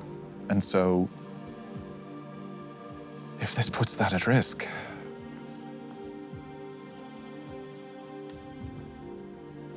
I don't know what to tell you. I really don't. your life is your own. And to clarify, I never judged you for your secrets. I simply, your actions, I just simply meant to tell you that I disagreed with your actions, and no matter what reason they were, you know, you and I might come to conflict. Well, I'm telling you now. You wanted to know the truth, I'm telling you now.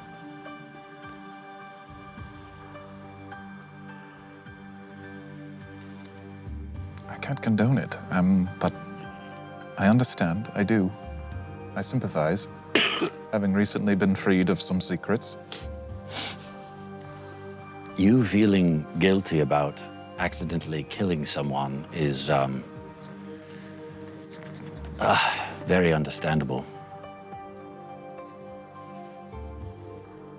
I wouldn't want to tell other people about it.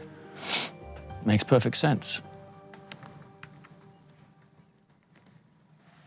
And I think deep down, everyone can tell that you're a good person, so they're willing to accept it. Or am I wrong? You're not wrong. At least I hope not. I try. I try to tell myself that I'm a good person. And I think you'll find this group a very forgiving one. Now. Well, that's why I told you about Vic. That was my first step. I just wasn't expecting to come across a Paladin who was, as tricky as I am. Huh. Even though we were coming here to speak to a Paladin. Right. So what are you suggesting? Are you suggesting? I'm suggesting that you go. I know, You all go. And you will just be somewhere behind us in the shadows. And I'll have to trust. I will make my way down to the forges. I will wait for you there. At least this way. What am I supposed to tell them? Tell us, tell the four of us. I don't know. Genuinely, I don't. You're smart. I'm sure you'll figure something out. You're asking me to lie for you.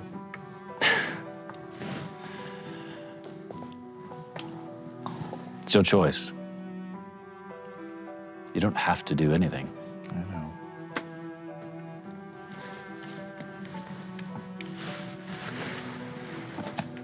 I do respect you. This makes me very sad. It makes me sad for myself as well, actually. Hell. Fine.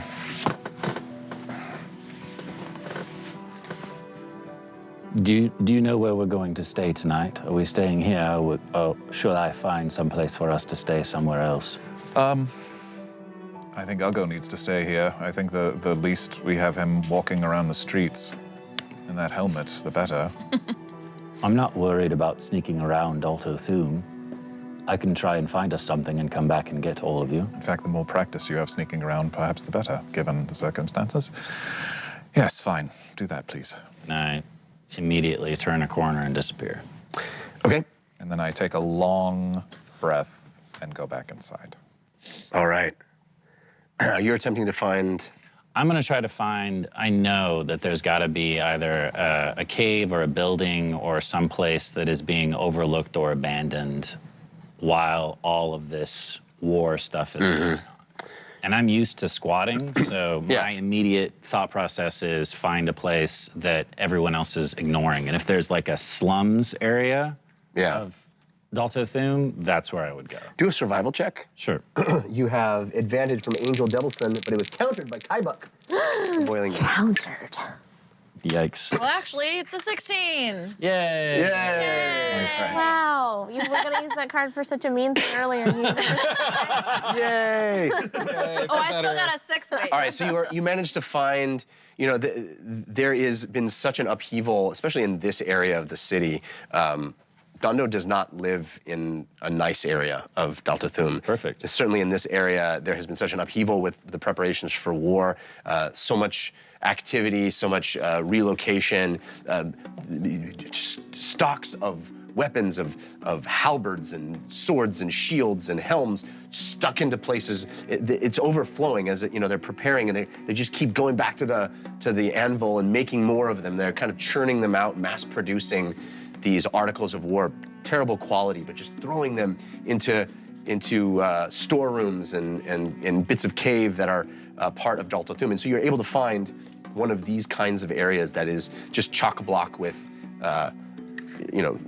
spears leaning against the wall, and you just kind of poor quality stuff. But you find you can bust your way into one and you see that it's completely empty, where you could curl up and go to sleep, or even a group of people could. Okay. What time of day? I know we're inside, but what time of day approximately is it? We're into night now, yeah. Okay, and do I still hear them working into the night? Yeah, I mean, as you've walked down through the city, you see that this is a 24/7 operation right now. We are in full, Rosie the Riveter type. Everybody pitching in, trying to get ready, so that it's a bustling city no matter the time. Torches lit.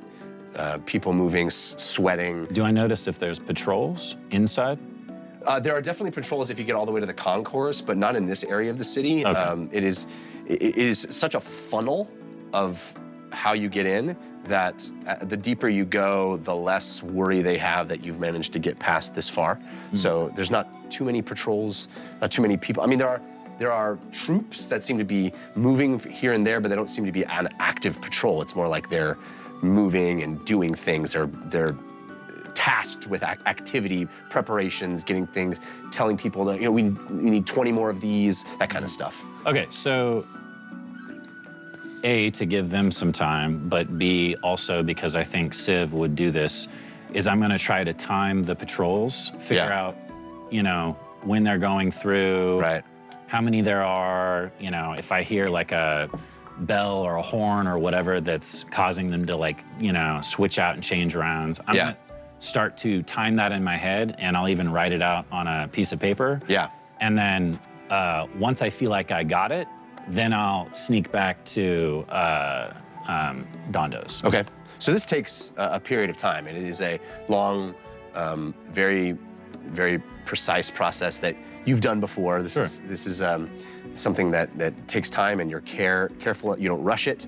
And you guys have all sort of settled in. Dondo has been a gracious host and provided blankets, and kind of you guys are settling in for the evening when Civ returns. Well, I'm assuming that James is going to talk to them before I get back. Okay. I'll go. Yeah. Are you still wearing that helmet? How'd you eat with that thing on? It's got a slit. Oh, yeah, it's all over. You've got mountain stew all over you. A lot of it went in my mouth, though. Okay, good. Honestly, of all the food to eat, soup was the best option. Yeah. Can we check on the Ajiri if we're going to be staying Oh, here? yes, good call. And I'll pull out my spyglass. And Yeah. Oh, yeah, and I'll pull out the skull. They How are they looking? Yeah, you see and hear the sounds of a Chirai settling down for their own evening of rest. What sounds do they make? See, there's Pancake, and there's Left Landana, and there's yes. Yes, that's I look safe as well. Yes, yeah, they look Half fine. They look fine. The skull is gone. Yeah, Yeah, 'cause yeah. we were talking about it was already. Yeah, it was already We can still keep an Oh, eye the on skull's them. gone? Yeah, but you bummer. guys are confident that they're doing okay. Okay. They seem to have eaten through much of the supplies you've If left. But I turned to Dondo, if where this leads is us continuing further into the mountain, we may require your help bringing our Vardo into the city. If the king grants you his favor, that will not be a problem. Thank you. Great. Yeah, we have three I mean, if three you- animals we care a great deal for in the woods. If he doesn't very grant us large. his favor, then We'll go we'll back be to them. dead, so Oh, Right. won't be a problem then either. Well, I let's- suppose that's one way to look at it. in that case, there's a very nice Vardo in the forest that you can just have, I guess. hear the birds. Dark. I was just trying to be positive. No, about I it, know. yeah. Right. Thinking about us dying is probably a good thing.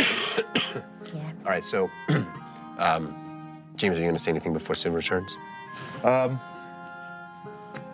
I'll take the four of us aside, I guess. Yeah. Is he chilling with us for the whole night?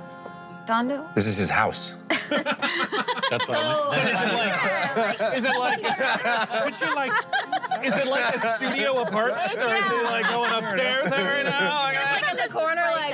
This is Airbnb situation where you're kind of like host and then In our own bedroom. I let you guys roll into this dude's house. You're like, are you gonna tell us the truth? Are you staying here? He could be anybody. We're the H's of B. H's of B. I'll Don't know if you've heard. be doing the dishes from dinner. We're kind of a Aw, big deal. Yeah. very nice. Yeah. Could you also help me wash this helmet? Yeah, come Yeah, over here. okay. I'm scrubbing dishes and Oh, I'll. yeah. I can't take it off. It must be therapeutic to do it the hard way.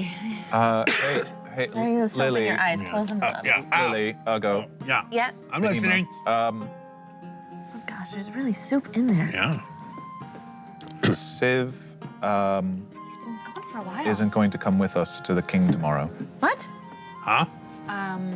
He's going to scout ahead, try to get a good look at the forges. And- Why are we hearing this from you and No, I am? why are you telling us? Is he okay? I thought he was just taking a big poop or something. What? He's gone. Rare form tonight, Jessica. Rare form. He is awfully gone a long time sometimes. No, I don't think he is okay, Lily. Well, what's wrong?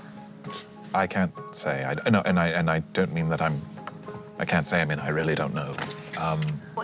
I think this needs to be a conversation with him. I don't think we can go to the king and get access to the Sky Scorcher Peak and then have him come with us. It's so We dangerous. just established that we weren't going to hide Uggo for that exact reason. We're going to be truthful as possible, Yeah, this seems weird. right? I'm not He's sure. gonna sneak off on his own. That's insanity. I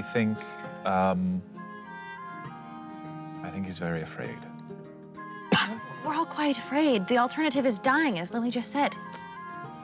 Some people would prefer to die Are you saying Sid would prefer to die than than to tell the truth? Well, we're not angry at you, James. No, I it's know. just a confusing thing. I I'm- do think Dondo's going to have Issue. take issue with that. I agree. Thank you. Yes. I He take, might not even take us, I take issue with right? that. One of our party members is just gone. Okay, And putting my life in danger. I think we need to remain calm when Sid comes back and approach this. Very easy for you to say. They do not want to kill you. I'm saying when Civ comes back as his friends, we need to. Is he coming Is back? he coming? Yes, he is coming back. Tonight? Yes. But I'm simply trying to prepare you for the fact that getting him to come to the king tomorrow is going to be very, very difficult. Fool. I'll go. What? I agree with Uggo. It's truth. I know, but I think something you're going to need to work on is judging people too quickly. I am not judging That's him. not a I just said the Yes, you truth. are. You do not know the reasons behind it. And Regardless fool- of reason, Puggo, it is foolish. maybe. What? Okay, so that But we don't. you agree. But we don't know. I know that what he is deciding to do is foolish. I think instead of talking down to Uggo like he's a fool, we're not able to understand, you should tell us the truth.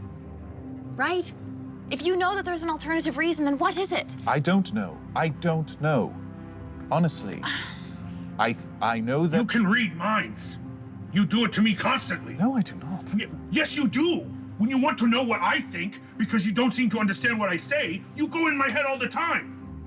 I'm okay with it. It's easier to explain that way. But when it's him, you give him all room. Excuse me. If I were to do this, you do not Excuse think me. that you would be upset? Excuse me. Right, same for me. You think I read your mind? Yes. I don't. Well, Because I I don't can, believe you. because I can speak.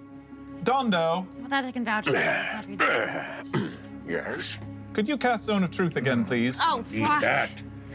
Just, I'll step in it. That's fine. I'll step in with you. No, because I don't believe I'm here to arbitrate your disagreements. Agreed. We are I'm guests so in this sorry. I house. do need to prove a point. If it is not too much of an inconvenience. He goes inside. It's his silver sword. Thank you very much. There's usually a lot of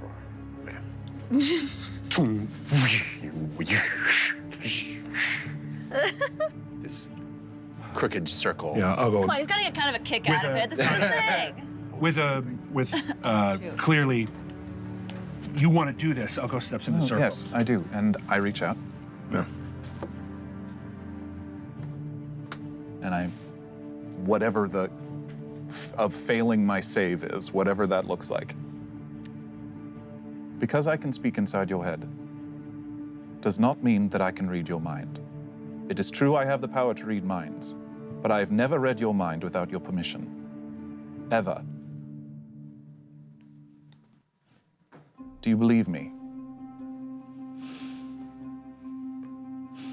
I'm very sorry that you've thought that all this time. It is why I've been so suspect of you. Is there something you're not telling us about Civ? James. He's afraid to reveal something about himself. He did not tell me what that was. It has to do with Lily. I don't think that that thing has to do with Lily. I think he's afraid specifically of Lily finding out what it is. Great. Lily's like the nicest person I've ever met. Thank you. You're welcome. Love does strange things. So I'm told. She wasn't in the zone of truth when she said that, though. I am I don't sorry. believe Oh, it. no, it's totally true. Part of my distrust of you is I have never run into power such as yours. And it scares me sometimes. It scares me too. So get rid of it. It's easier said than done. I understand. That's like you And getting if I- rid of your mall. And if More of like me getting rid of my rage. And if I did, what would happen to the rest of you? You might be dead. I've saved your life, you've saved mine. You're smart. You're very smart. Smarts only get you so far. Gets Fahima very many places. Does. But alone, she'd be dead now too. Agreed. How dare you? I don't think it's untrue, do you? I don't either. I'd for sure be dead. Right. I would for sure be dead. As would I I. think I have a pretty good chance of being alive, actually. Well, fool. As you guys are finishing this conversation, Civ returns. I found a place for us to sleep tonight.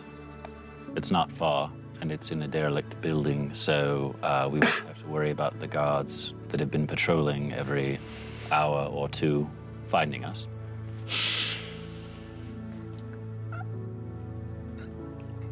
Somebody else say it before I open my mouth. It will be me, fine. Civ, you need to come with us tomorrow. I don't know what it is you're hiding, but apparently you're hiding something from me, and I don't know what it is. I don't know how to say I'll be fine with it. I'm sure I will be, but that cannot be the reason that you don't come with us. That was my whole thing. I'm not meeting your eyes. James zoned a truth himself. Well, that didn't last very long, did it? What did you expect? It's fine. Civ. Yes, Argo. I don't know what it is you're hiding. And honestly, I don't care. Well, I do care, but I don't. What I care about is that you are making a foolish decision and putting my life in danger. He does make a That does not sound like you. I would not do this to you. What is it that the king could ask that so scares you? Well, if he has the same capabilities that Dondo does, he could ask me any sort of thing. And I would feel compelled to, at the very least, bend the truth, which would put you all in grave danger. So I thought it would be easier for me to just try to sneak in rather than attempt to lie to a king. What are you hiding that would put us in grave danger?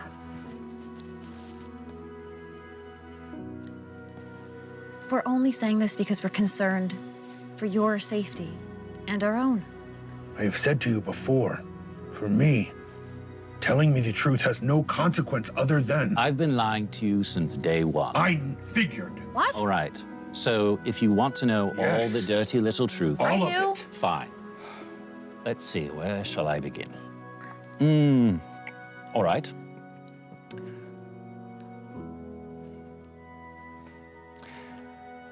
My name is not really Civ Red Thistle. It's too sexy of a name, I knew that. Fahima, please give him a moment. I made it up because I don't actually know my real name. And where I'm from, they called me Sivrak, and I spoke like this. My people are not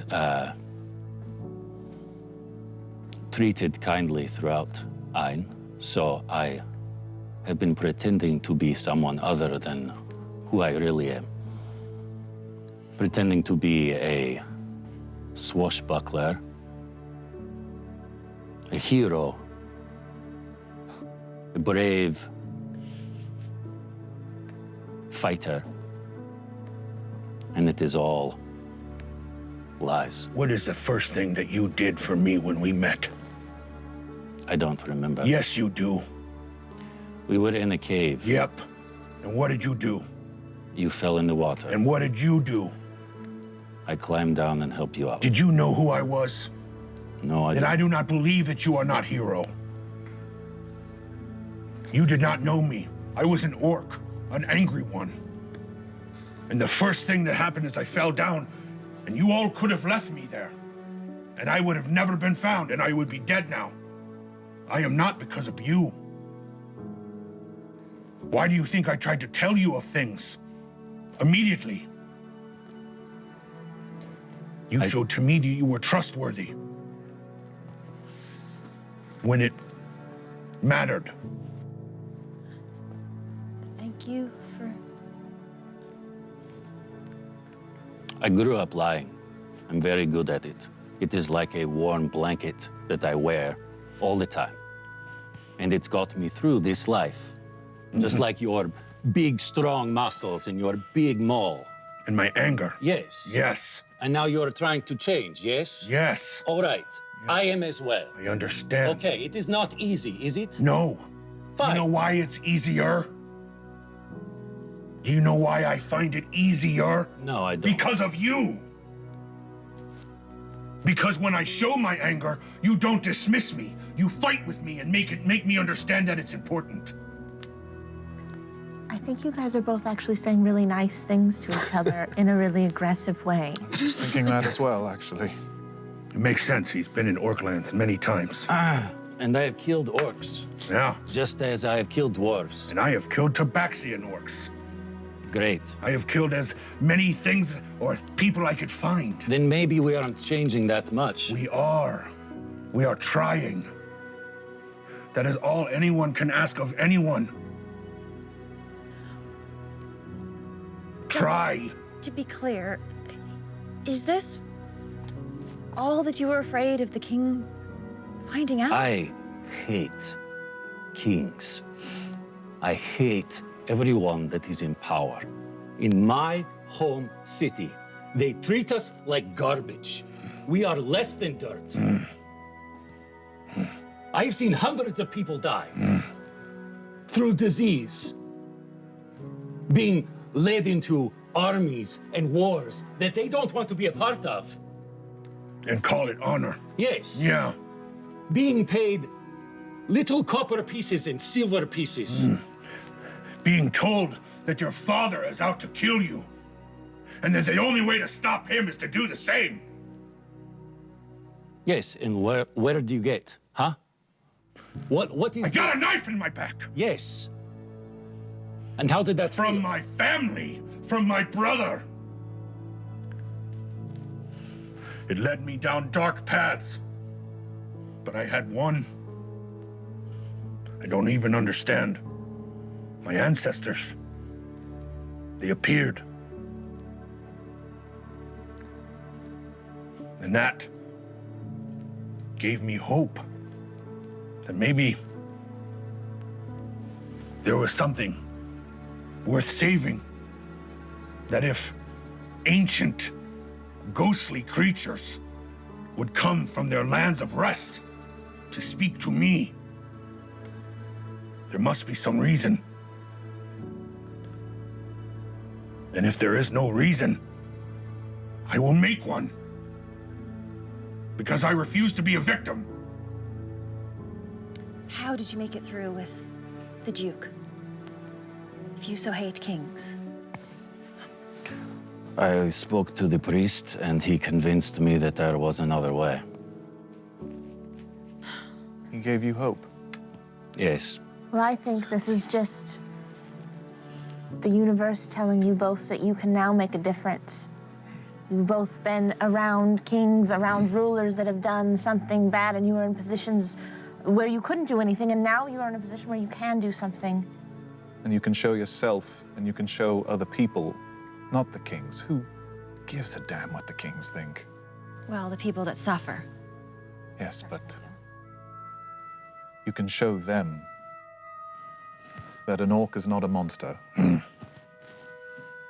We are, but That a poor tabaxi from a cold existence can be a hero.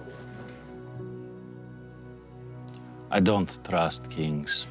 No I one's don't asking you trust to. any of these people that are in power. They are going to betray us. They are going to let us die. Yes, but Because that is what people in power do. if we don't try, though, Civ, many more people will die. And I would rather die with you all knowing that we're at least trying to save Ayn from the doom that is certain to happen, rather than ignoring their evil. I agree. perhaps you have been put in this place with us in this amulet. Perhaps we all have. This exact reason. And you might be missing something pretty huge here, which is one of the things you're best at, apparently, is lying. Charismatic persuasion. You can walk into this zone of truth, I believe it, and still be evasive, admit the truth. You can. It's understandable, certainly. And if anyone can do it, it's you. I don't want to be responsible for getting you all killed. That is why I figured it would be easier for me to just sneak in. But that will be what it makes responsible for my death. That. And the fact that you can't see that is what I'm having trouble with. You are not dumb. Like me. You are not dumb either. I meant, you are a good strategist. I am not. This is not something that you can just lie through. This is not this is the king. Do you understand? Why? He's going to have magics. He's going to have people working for him that can see through the lies. He's going to have a paladin, yes? Yes, we also have a paladin who's here to fight for us. If you want me to go, Lily, I will go. I don't want you to go because of me. And we'll stand alongside you. And if by chance that the truth leads to this, your fears, I will be there with you. They will have to cut through all of us. Agreed. Even if you sneak, there is a chance that the king's trust will be betrayed if you get caught. I know. So it's really a matter of what are you better at? Lying in front of a king? Or sneaking your way past hundreds of dwarven guards? Omit. Just don't say a thing. Good use of that word. Well done. You. I know. Oh, okay. Good job. Thank you. Civ, you don't have to decide right now. It's your choice. We can't force you to do anything. Also, I like this one better. Yeah, this one's sexy too. Sevrak. Well, hang on. Does that have an orcish Who meaning? do you want to be? Because we could forget this. If you want to be Civ Red Thistle, you can go right on being Civ Red Thistle, but you don't need to be ashamed.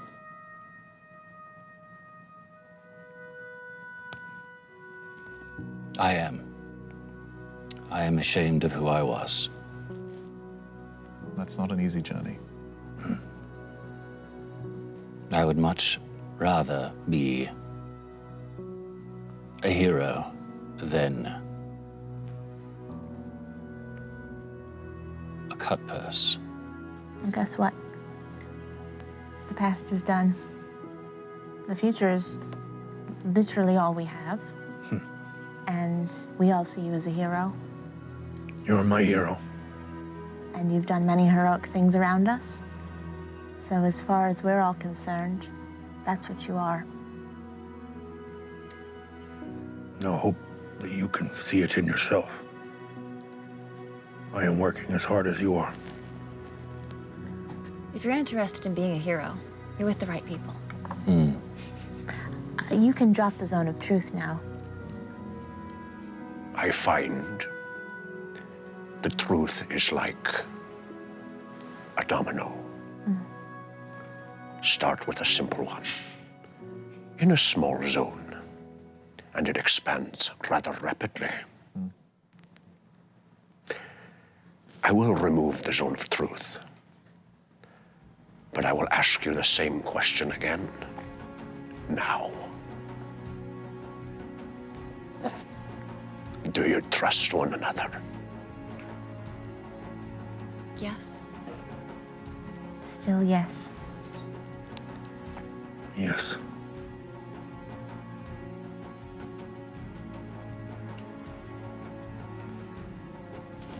Yes, I do.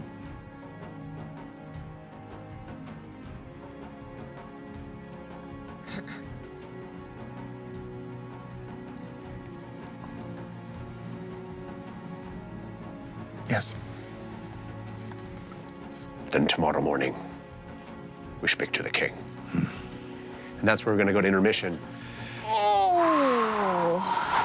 But first, we do need to give out some cards because you guys have been awesome. We have Love from Patyrus Stormblade, Angel Devilson, Aegis 13, Fixer 314, Kaibuck, and so many others. Thank you for those balloons. Oh my goodness, we love them. But we got some cards. Civ, or whatever your name is. We have a Force of Good from Scully is my homegirl, and 2 Forces of Good from Youngblood. Thanks, Youngblood. Jared, quick question. Does Sivarok have a orcish meaning?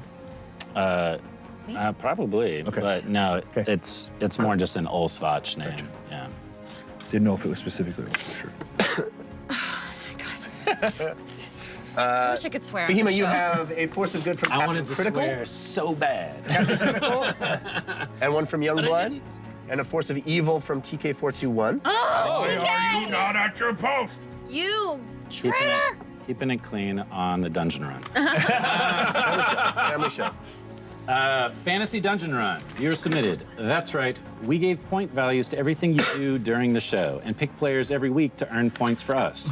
Now you get to play along. Pick 2 players and earn an amount of gold equal to those players' combined scores from the previous week. Wow. So you know they play the fantasy dungeon run game on the Discord. Yeah. Hilarious. Discord will report back on the previous week's scores and let you know your take. So I will choose Fahima and Ugo as my 2 peeps. Nice. Cool. I need to read that card again when you're done. I thank you for trusting me. We'll fix that in post. If you make an attack roll or saving throw that misses, just loudly declare you'll fix it in post and re-roll.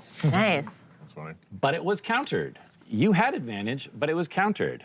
But then it was countered again by this card. Use this card when your advantage is canceled to get the advantage back and +2 on the roll. Nice. Wow. Very nice. That's nice. All right, you guys. All right, I have 2 forces of good and 1 force of evil. Force of good, Jeff's katana. A beautifully crafted katana appears and begins to tell you all about the sports ball game. Your next attack. Oh, you mean the game the 49ers gonna win this weekend? You mean the big game? Is that why you're wearing that shirt? I don't care about the Super Bowl at all. Your next attack or spell gets a +2 to hit as the katana cuts through your enemy, then disappears, presumably to go record a podcast. Probably true. Spa day. You have found some amazing mud. Maybe it was the toads rolling in it, but it feels amazing. Apply it as a bonus action to heal 2d6 damage, but also roll a DC 15 Constitution saving throw. On a fail, some of the mud gets in your mouth and lose your action next round trying to get it out. Boo, but awesome. All right, Force of Evil. We bought a used bag of holding? That bag of holding you bought has a tear in it. Roll 1d100. The party loses that much gold. Come on. If the card is drawn in combat, you must spend an action to repair the bag or lose. Well, we didn't, so yay. We doing this in the box, I'm guessing? Yeah. Roll in the box. Roll low. Roll in the box. Roll low. Roll the lowest possible number, which is a 1. Roll a 1. No, it's a 13. Are you sure? Yep. Are you sure? Are you sure? That kind of looks like a 66. It looks like a 66. I mean, there and is a 83. camera on it. What do you think? It's What a is it? D100. It's very hard to You tell. guys are in the zone of truth. Tell me what it is. I mean, I it don't- really is kind of hard to tell. looks- Just Like re-roll cocked. it then. Reroll it. It looks cocked. It really does. I'm trying to roll in the middle. It's a hard. The D100s are tricky. Okay, that's A 6. It's so Or hard. an 88. roll it on here so we have roll it the flat. 2d10s. Roll it here so we actually This have thing it is flat. How is the 2d10s? box not flat? I can roll 2d10s. It's got a felt bottom. I can roll 2d10s. It's impossible. All right, one more try. That's 20. funny. That's a 20. That is the clear. That's Dear so weird. God. I'm like right in the middle. Yeah. All right, we lose 20 gold. You got it? Yeah, I got it. Okay. Negative. That's yours? Yes. Jeffrey, these are what of mine? Patara Stormblade, Thank you. Borko Sagan, Cool. and Youngblood. Thank you, everyone. Okay. Coordinated assault. Play this card at the end of your turn to cause a glowing bullseye to appear across the face of an enemy of your choice for 1 round. Whenever an ally successfully hits that enemy, subsequent attacks against that enemy get a +1 bonus to attack and damage, which stack. On your turn, these bonuses are doubled. Nice. Trisha's Hush Burger. You are submitted. A delicious fire-grilled burger appears and starts to ask you about your process and bringing your character to life. Devour the delectable abomination and your movements become impossibly quiet. Your next stealth check gains +2. We can get Trish to play with us. I know. Combo. The next time you roll with advantage and the sum of the two equals 20, you treat it as a critical success. Oh, Awesome. nice. And mine I gotta are remember that from one. Yours are from something in Japanese, and 2 of them are from Youngblood. Oh, Youngblood gave thanks, some to everybody. Youngblood. Yeah. it's very nice. Youngblood's hooking us up. Yeah. All right. Lily, yours are from Youngblood and Malcolm SX.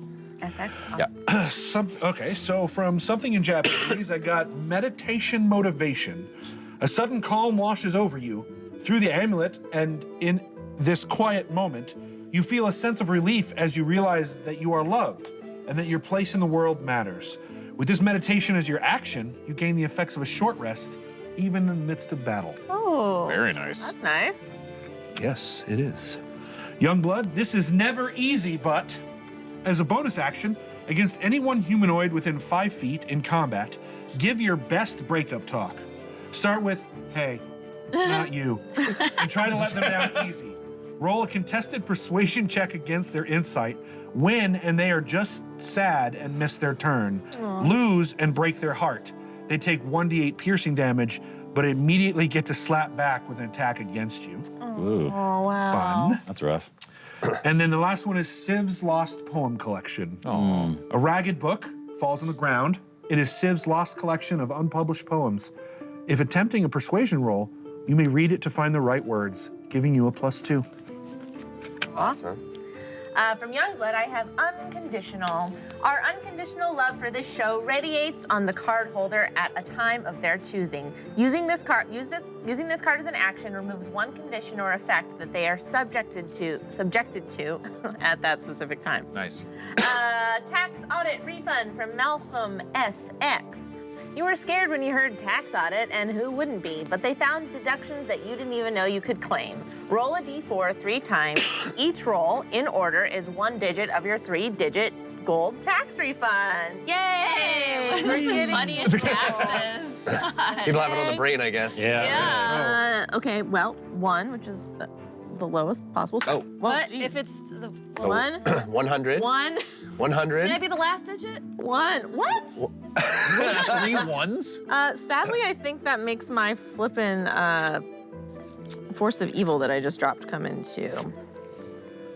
You rolled 3 ones? I rolled 3 ones. On a 111 gold. Snake eyes. Oh. I don't know. But that would just keep them as ones. Yeah, that's next actually the best time- possible Yeah. time for that to go off. So, well, I don't know if it affects it here. So you swear you see a pair of spinning cubic eyes, staring it from distance, distracting from what you're doing. The next time 2 dice land on the same number in a Yeah. single roll. Oh, single roll. Both of the dice for that roll are that turned would- to 1. It would have been single. They're ones anyway. Yeah, you would have rolled all those at the same This time. includes Done. D20 rolls and we'll make it a crit fail. Yeah!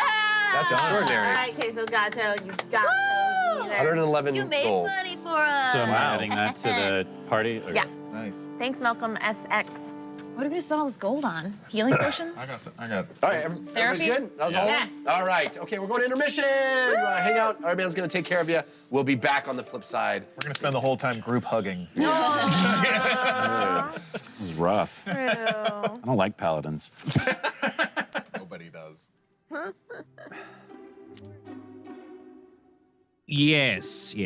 Just bring it to me. I will need it. I'm full of ink. Yes, I haven't had a break the entire time. We're here. Good. Hello, fear not, watchers. Our campaign will continue after a brief intermission. Right now, it's time for us to enjoy each other's company. Speaking of secrets and honesty and openness, none of that will occur here.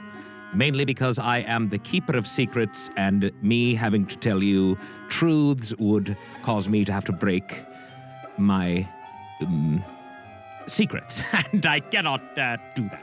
So, let's just talk about anything else, please. Literally anything other than secrets that are on our minds, things that we want to share with one another and don't feel comfortable sharing with, as if perhaps maybe we're in a therapy session with one another and we feel this deep urge to share all things inside of us, the things that have been eating at our souls deeply for years.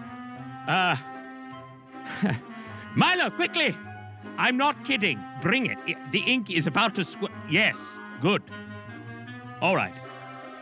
Humble arrogance. I've never told anyone I was left-handed. Well, good to know. Thank you for that, everyone. Arrogance is left-handed. Fantastic. How does it feel to let it out? Fellowship OTT, Lord Ereban, who's watching your intellect devourers. Interesting question. I don't have any. As a matter of fact, here's the cool thing about me in my life. I am completely single, i.e., I don't have to deal with anyone, and it's fantastic. When I was part of the hive mind, and of course, dealing with everyone else within my sect, if you will, life was pretty painful. But now, I just lie and keep it to myself, and or tell secrets and just keep them to myself, which is fantastic.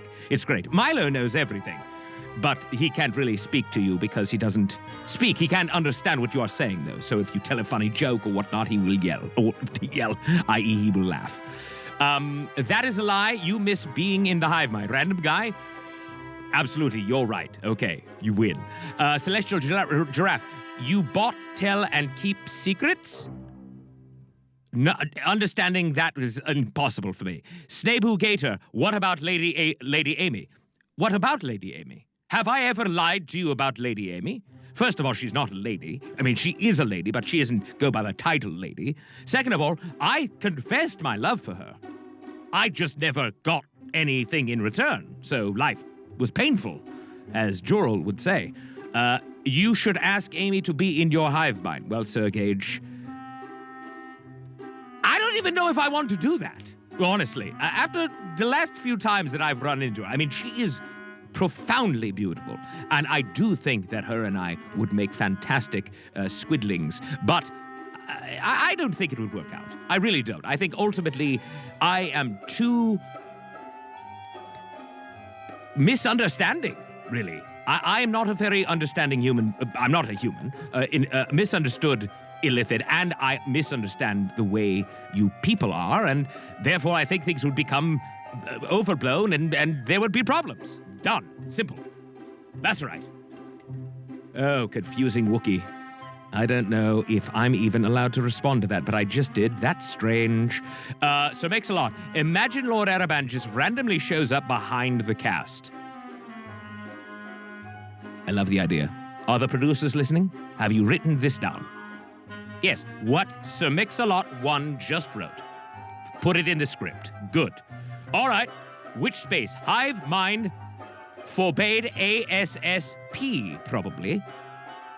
Did we change it to ASSP, or is it still ASSS? Milo, bring in my notes. ASSS, right? Did we change it? Is there a P on it? Give me them notes, Milo. Let me see them. Yes, it's ASSS. Araban's secret. Hold on, I'm not looking quite at the notes right now. I have to do that again. Araban's super special shindig. That's right. Yes. Does anyone here think it's ASSP? P is in party. All right, should we change it to ASSP? Or is it ASSS? Shindig. I've got to get a call on this. All right, let's do this. Everyone, I need your help. We're going to make the decision. Is it ASSS or is it ASSP? I want you to vote. In fact, I'm going to do the following. I'm going to write the two. I want you to upvote on the one you like more. ASSS. Milo is doing this for me, by the way. Or ASSP. Upvote the one you think works better. Let's go. Let's see what works here. All right, everyone so far likes the AS. They were both ASSS. No, they're both well, here we go. Everyone likes ASSS. All right, good. I don't want whoever said ASSP, don't feel bad, but we're going to go back to ASSS. And I don't even remember why we brought this up in the first place, but Hive Mind forbade the ASSS or ASSP. That was which space, don't feel bad about it. But we're going to go back with ASSS. All right, good, done. Sean Patrick, Lord Araban, wow, you can type into the chat room without a keyboard in front of you. I am using, there's a few things going on here. Sean Patrick, one, I do have Milo at my side, who does happen to know how to use a computer. We're not really sure how that happened, but it does work. And two, I would be able to do it with my psionics anyway, so it's not really that big of a deal. Okay. Does it get lonely not being a part of a hive mind? Honestly, the Immershare, I was thinking, I read an article earlier this week about extroversion and introversion. And what I've realized about myself is I'm a true introvert. I hate others. I mean, I don't hate them, but I basically hate them. I like them in little spurts, like, for instance, this evening. It's very nice being here with all of you and with the players. But you keep me here for very long, and I'm telling you, this is going to be a super, super bad time for everyone. Because I'm going to probably kill everybody. Not because I want to, but because I probably would have to. How about that? All right, good. Twerk as at the ASSS party. Araban. Of course. Brooks 84, love for Kirby and family. Absolutely 100%. As a matter of fact, I would like to take a moment of silence, please. I'm going to close my eyes. That feels good. All right. Lord Araban rules, Brashard, Halloween, Hollow Man, not even Halloween. Absolutely. You are correct on that one. Waffle Daddy says, I knew it wouldn't take long before you are all about that ASSS. Well, no. I mean, absolutely. What was the confusion? All right. Here we go. Darth M. Ciri greater than Milo. As in, Ciri is better than Milo. Yes, of course. You mean intelligence-wise, 100%. Friendliness. I'm not a fan of Ciri, as a matter of fact. I really don't think Ciri works all that well. I have one in my vehicle, and I will tell you, she never seems to understand what the hell I'm saying. All right. Sir Mix-a-Lot says Google better. Never heard of it, but I tell you what, Goggle, fantastic. Damned Duck Games, does Milo act like your version of Siri or Alexa? Neither. Really not even sort of like either. It's very different. To Jeff, we gotta get some even rolls, says the Carson. Even rolls, yes. Yes! Fantastic. What do you drive, Airman? Patira Stormblade. It's not a vehicle that I drive. It is a vehicle that I use. It doesn't actually roll. It sort of flies, if you will. It kind of does weird things. It would be hard to explain. We don't have much time. What do you call a beer with no teeth? Well, Radical86, I hope you tell us. And if it is any sort of joke that I deem not acceptable for the... Oh, a gummy bear. Beautiful. Wonderful. I love it. I was worried because I was reading your mind with my psionics, and I was thinking you might go in a direction I wouldn't like, but great, you did not. Fantastic. I appreciate that. All right. Okay. Angel Devilson. Okay. Going to sleep. You're going to sleep, Angel Devilson. Really? Right now? While I am doing the intermission. This is the most important part of the middle of the show. Right? Is that not clear to everyone? All right. Don't hate Fahima, asked Lord Ereban, tell us a joke of your own.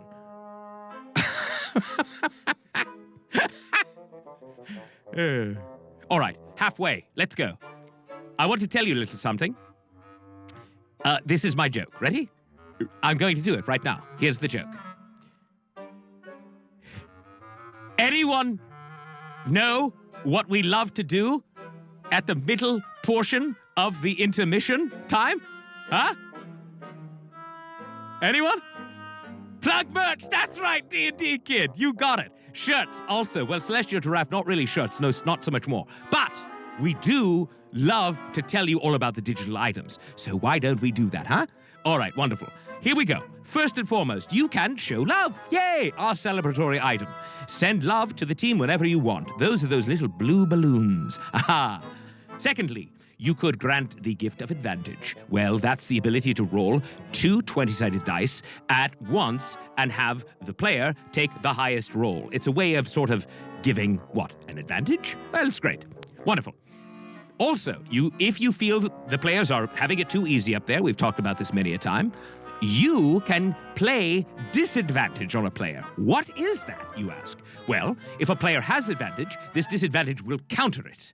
And if the player does not have an advantage, they will roll, again, 2 20-sided dice, and they will take the lowest roll, which is not good for the player, you see.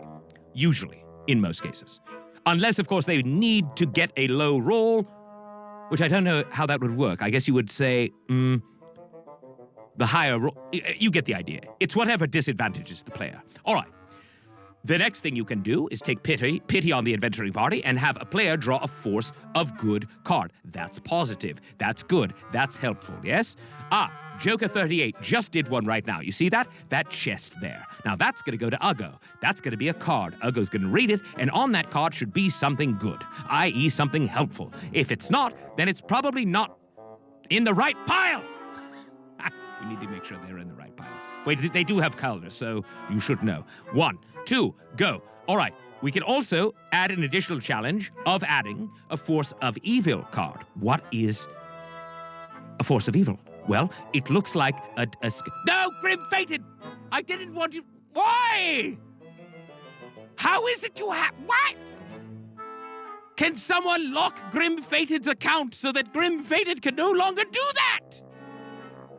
Listen, Grim Fated, you are probably the most generous person I have ever met, but you are also hurting the team on a massive scale. But interestingly enough, I love when that happens. So I guess everything is working out just fine. That's what a force of evil looks like. All right? Good. Now, that's not good, though, because anyone who gets it is going to get a card that's probably going to make them hurt in some way, shape, or form. Now, when you buy one of these digital items, for those of you that have never bought one, please specify which player at the table it is for, or I'm going to make the choice for you, and you're going to be all pissed off at the end of the day, because you're going to go, wait, I didn't want it to go to that person. I wanted it to go to Civ. It went to Lily. Why did it go to Lily when it should have gone to Civ? Well, that's because you didn't write the name of the person on it. All right? Good. Now, lastly, not lastly, but close to last, is the IOU. You can purchase an IOU. When you do, it will light a candle. And when the goal of 20 candles is reached, a Force of Good card will be awarded to a random member of the team. Good? That's cool, isn't it? And the great part is, even if we don't fill up all the candles in one evening, then we can and will take those unused candles to the next show. So it's always working, you see? Yes, Sean Patrick, I know, but there is so much hesitation. I mean, there are so many things going on that I have to move quickly. Queso Gato! What is that? Why?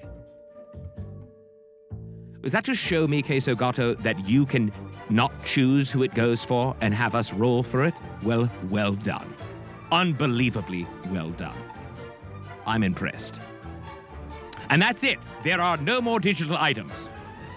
Right? Good. Of course, there's no more. Nope. There's nothing like that, Goofy BK. We're not even gonna know. No, bulls are bulls. What, bulls? Where are cauldrons? I don't see any in here. I'm looking right here. No. You must be thinking of Milo's bowl. No longer usable. It's broken, and it just causes issues. Please just leave it be. It's kind of a way. It's, nope, it's not Lord Milo's ball anymore. It's nothing. All right, good. Glad we got that out of the way. Yeah, so that's how that works. Good.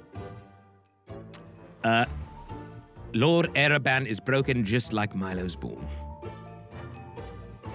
Queso Gato, I truly wish I could see you in real life. Now, I am in your mind right now, as are you in mine, because I've allowed you to be here.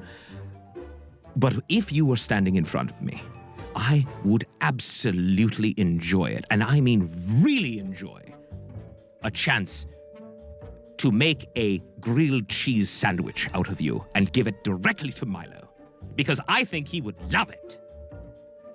All right. For Milo, sorry, Lord stole your ball. Wait a second. Goofy, have you not been here the last couple of weeks? You have to remember that if anyone uses Milo's ball, Milo dies. So you're doing him no good by saying, I'm sorry he stole your ball. I'm trying to help the little guy. Isn't that right, Milo? Milo, how do you feel about me not letting anyone use Milo's ball? Tell me. No, say it. All right? Grunt. Good. You see, did you not hear that? He says, thank you, my Lord Ereban. I am Milo, your minion, and I appreciate you not letting anyone hurt me. That's what he just said. I had to translate a little bit, but that's what it was. Yes, so. Fake news, wrong. Dumblestruck. Is it Dumblestruck? By the way, great name. A big fan of your work. So has no one wished for a force of evil candles? Yes, nobody wishes for those. What does Milo eat? Usually candies.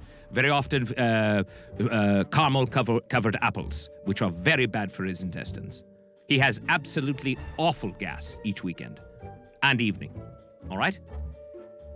So, we need a Milo's ball to buy for our own. Music band, feel free to come up with that in some way, shape, or form, but you're not going to see one here on this show. Thank you. All right, everyone, I want to thank you all.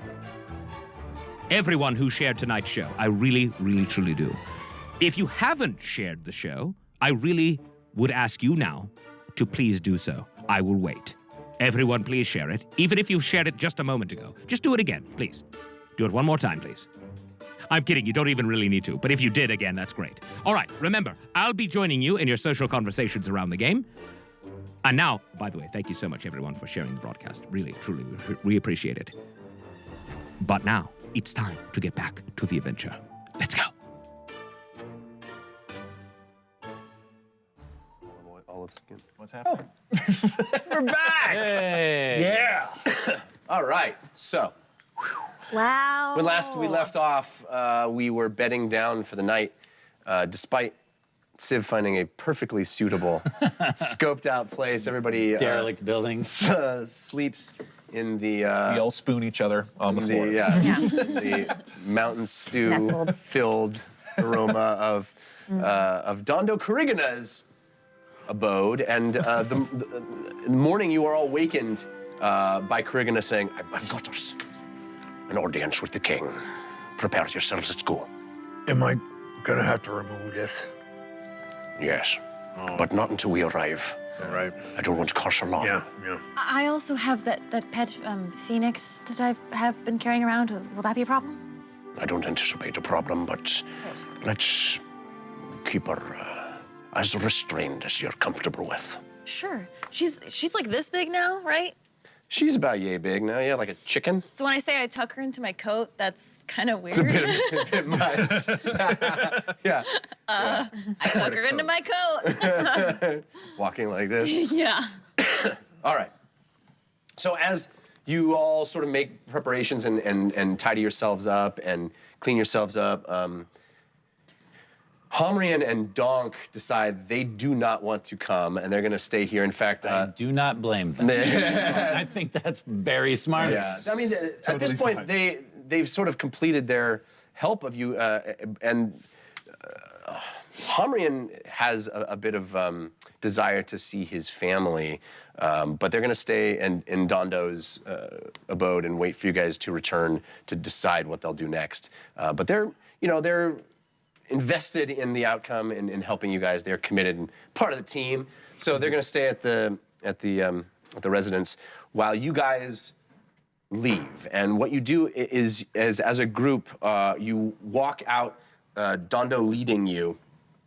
And it is relatively early, but time is difficult to ascertain inside the mountain, especially because things are going 24/7 here. And as you move through these labyrinthine pathways and causeways, some very tight carved tunnels, others big cavernous gaping openings into the mountain.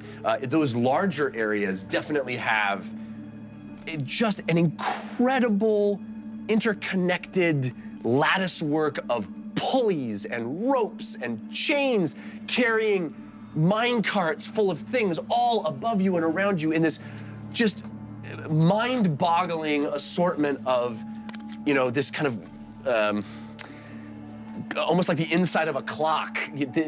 Carts going here, dwarves on the side pulling ropes and pulleys to move things. They're just full of ore and sand and dirt and rock, and it's all above you and around you. There's tracks on the ground that lead down into certain things, into smaller holes that go in, around.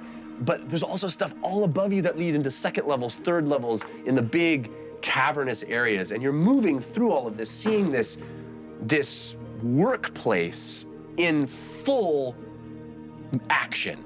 There are dwarves mining on the walls in tunnels, dwarves working at anvils. There are dwarves loading these carts and cinching them up, and they go, up into the air and then lock into other tracks and pulleys above you and move down. There are dwarves hanging from ropes and making sure these things get connected to the right pulleys above you. It's this extraordinary operation that is happening, cling, clang, clanging all around you. The sounds of it are very industrial, and they echo off the rocks of the mountain all around you. But you've walked into this incredible system that seems very purposeful. Every dwarf doing something.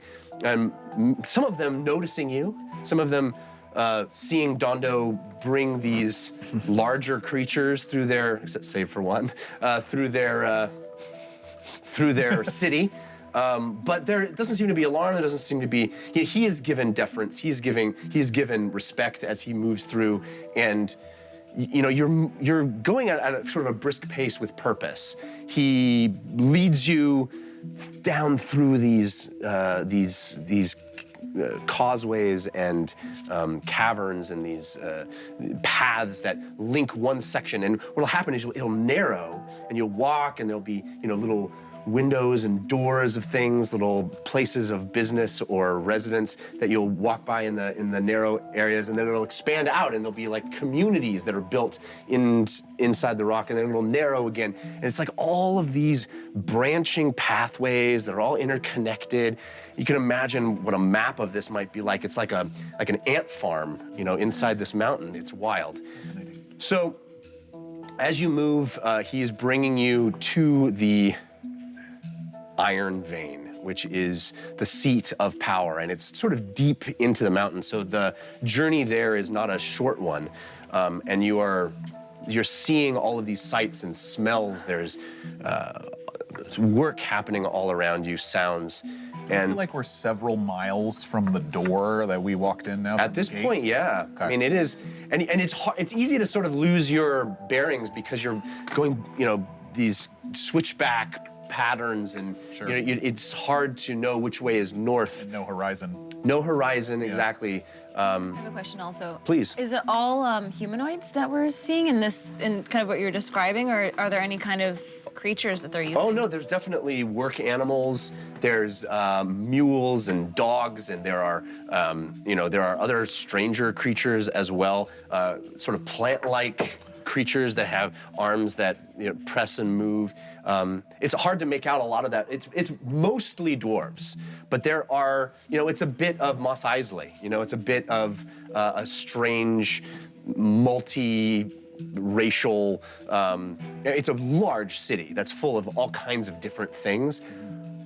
80, 85, 90% dwarf. It is very predominantly dwarf, but this has been an established city for a long time. There are clearly merchants and traders that came here from other lands and just made a life here, just stayed, and have become part of, they're an insular community, especially now that war is being waged all around them, but they are not, completely puritanical in the sense of wanting to ostracize other groups.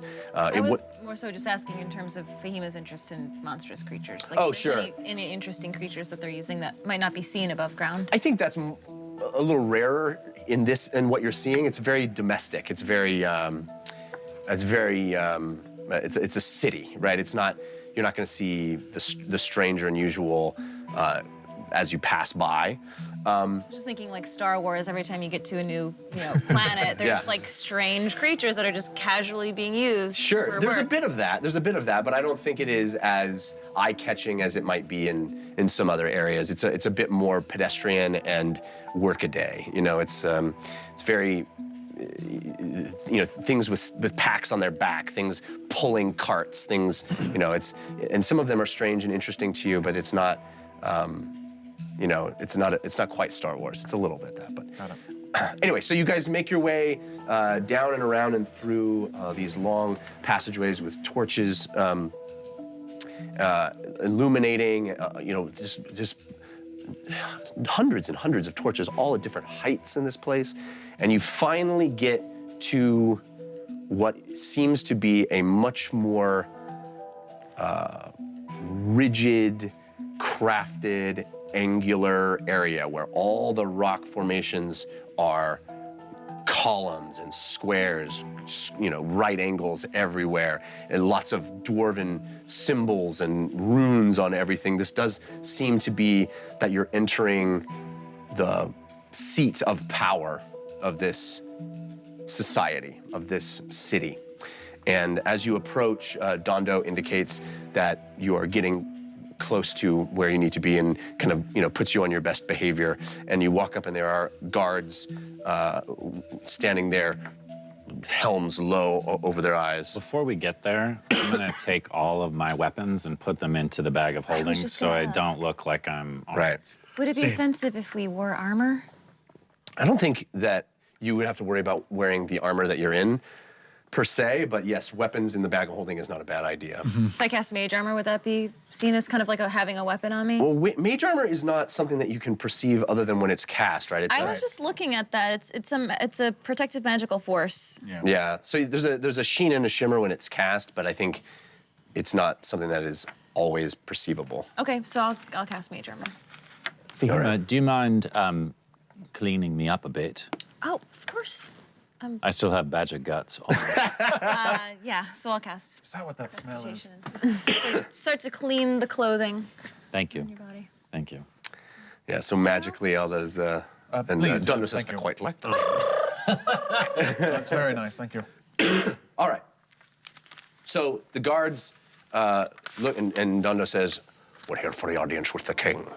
And they look past him at you. These, 4-foot-tall dwarves, but they look very big and stocky and wide. And they look like they've seen their fair share of scrapes. Short, but stout. And they look past you and look you up and down, particularly lingering their gaze on the large, greenish creature with the helmet on. I'll stand next to Uggo and be like, And they go, greatly sweet. And they, guide you forward. And as you enter the throne room itself, it is very beautiful. Is there a map? There's a map. Exactly. There's a map. The map's there if they try to There's kill a us. map. We don't need squares on that map, do we? It could have just been a painting. We need a map. Sometimes you put a map just to throw off your play. Sometimes you need Put a map because it's beautiful. Yeah. it is beautiful. Roll initiative. Immediately. See how beautiful it is? Dondo brings us in and he's Who's like, the first one to see it? Execute the. Roll initiative. And that's the end of the dungeon. It was a simple dungeon, right? All right, so Then it got complicated. what you find inside are a number of dwarves. fancy dwarves. That's correct. Fancy dwarves, indeed. Gold and bronze. Oh, boy. Is the right one? What is that? We could take them. All right, where are you guys? Jeff, any religious symbols? On these dwarves, no, they are armored. Anywhere These in are the room, yeah. no. Okay, cool. I don't think you see any. Great.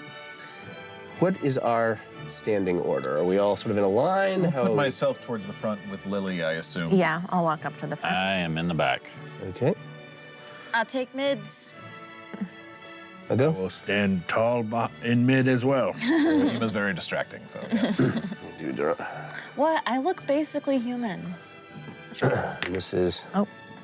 I just have a weird hunchback right now. All right. Because I have a bird under my coat. So you walk into this throne room that is quite large. It has multi-tiered, big red carpets up these stairs, multi-tiered areas with these large sort of cave-like passageways on all sides, one large one in the back, several on either side. And there are stones that look like they have been knocked free from where they had been sitting, large stones sitting on the ground.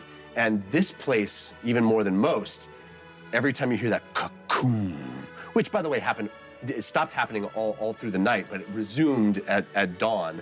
You hear cocoon and things, sand and bits of dust falling from the sky every couple of minutes. Cocoon, things shaking and moving, rocks dropping and landing with tiny thuds and crackles everywhere. And clearly, some of these rocks have been dislodged pretty recently. This is an area that is received a lot of damage from what seems to be this assault.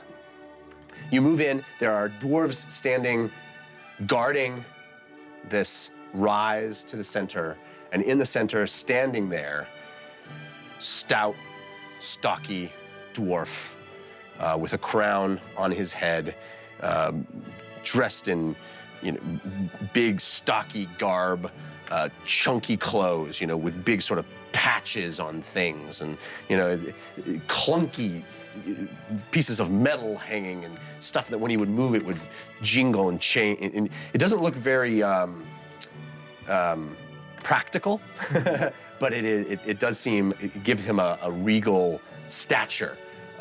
One that is not ostentatious in the sense that it is shimmering and shining and golden, more rugged, but still layered and regal. And Dondo walks in and stands ahead of you, all of you, and he says, My king, thank you for this audience. I know your time is precious, especially now. and the king stares down at him from on high, and he says, Dondo, Carigana, it is only because I respect you so much that I even allow you in here with these people. I expect quite a story about why this deserves my time, especially in these days. Well, my king, I'll let them tell it. Which one of you would like to speak? Hello. I'll do a very deep curtsy. I liked your outfit. I jotted down a few notes last night when I found out we were going to have an audience with you. Thank you so much for seeing us. I'll try and summarize. Forgive me, it's a bit rough, as I just found out. See, it started as a simple dungeon run, but then we were told we were the chosen ones. By the natural order, we were all selected, told we must move fast, our plan not perfected. Our mission was clear, though it was not exactly fun. Still, we promised to fight until this war was done. Save the wardens to restore Ein. Stop this brutal mage who is trying to reign. So here we are, yes, your help we seek to try and restore some peace to Sky Scorcher Peak. Very nice. a couple of the dwarves on the side go, It is a abbreviated version of our story, but I know your time is valuable, and I assumed you wanted us to cut to the chase. My king, these are the Heroes of Bingle. I know we had much discussion about the message we all heard in our minds when Bingle was saved. Hello. These are they. Hi. Oh, That was my voice, yes. Heroes of Bingle, are you? That's what other people have been calling us. I feel it's a bit presumptuous to call ourselves that, but yes. Up to it though. I No, like it sounds nice, but no, I would, yes. It was quite the song, missy. Well, thank you. I liked it.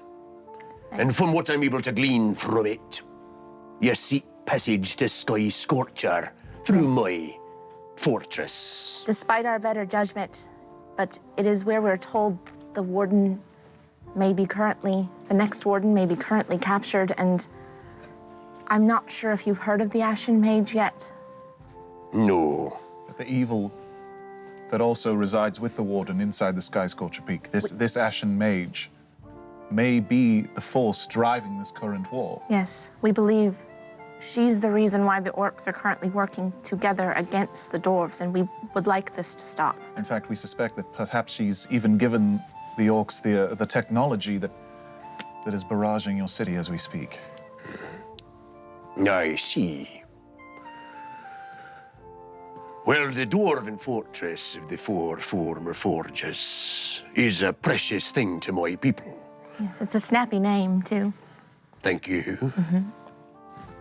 No one who isn't a dwarf has been in there, ever, to my knowledge. Certainly not in my rule. And not one of you is a dwarf, save for Dondo. That's In fact, what are you?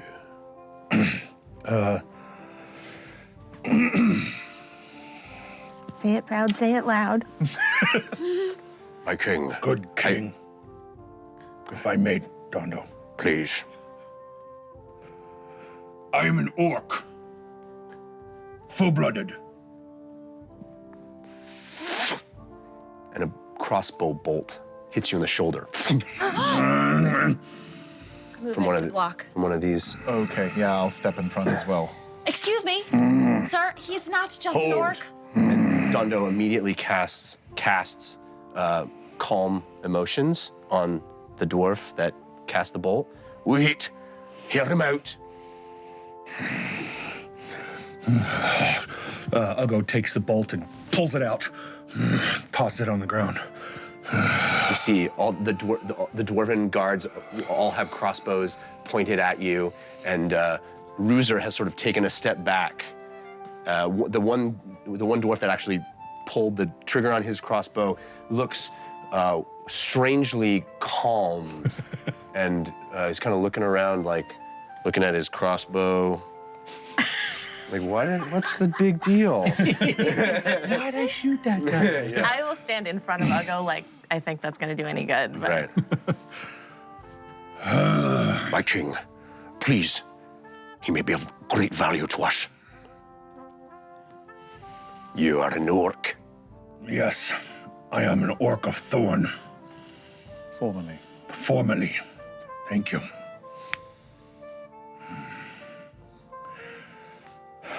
I have been chosen by the natural order just as these have. They have trusted me, amongst my friends here, to bring them the truth and to look for the wardens. Even against imperiling my own life, I have come here without weapon and with honesty. Take off your helmet, Ugo. This is the way. And he pulls it off. Thank you. It's heavy. The dwarves are visibly agitated, except for the one, and don't know what to do. They keep looking back at their king. I have been lied to my entire life about the dwarven people. And I have learned through peasants of your own that everything that I have learned is a lie. And I think that you also have been lied to about who the orcs can be, such as myself, such as a few orcs that I have found in the world. I am here to do whatever I can to prevent this war, because I don't want it any more than you do. And I think that they are being misled. And if the orcs knew what was actually happening, I have hope that they might reconsider. And if not, then perhaps they deserve death. If they wish to. Warmonger as they are. This is very hard for me to say and to do. And against all of my years of survival instincts. But Dondo has shown what honor is. And so I am here to ask that you allow us and myself to do what we can as the natural order has asked us to do. And that is all I have to say. Good job. My king, we are representatives, humbled before the truth. They have embraced the truth. And we ask you to see that and honor our request to grant access to the fortress and to Sky Scorcher's heart.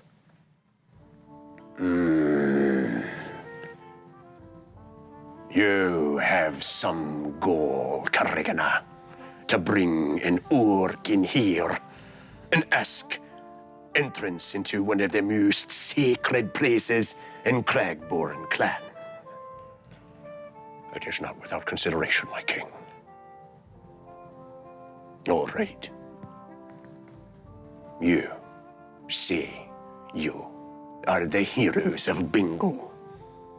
You say your song says you've done great deeds. I am dealing with a war. I am dealing with a cannon rocking all of my people day after day. So, you want something from the king. You want something from my people. You must do something for us. Okay. Though I do think you see, in all of your infinite wisdom, what could be gained. We spoke with Dondo and we saw in this city on our way here today the potential of your people, the potential of this city, and all of the power and all of the effort put together. What could possibly come of it? And you can't possibly think that this war is the correct path. What choice do I have? They come to our gates, they blast our homes. You look at this rubble around. What do you see? I see my past, I see my present, and I see my crumbling future. And I understand. And we want to protect that just as much as you. So if you allow us passage, then perhaps we could stop it. Perhaps we could allow your people to turn their attention back to the things that made dwarves great, to the creation, to the forges. What would you have us do to prove to you that we're loyal? He steps back, and that dwarf comes and whispers in his ear.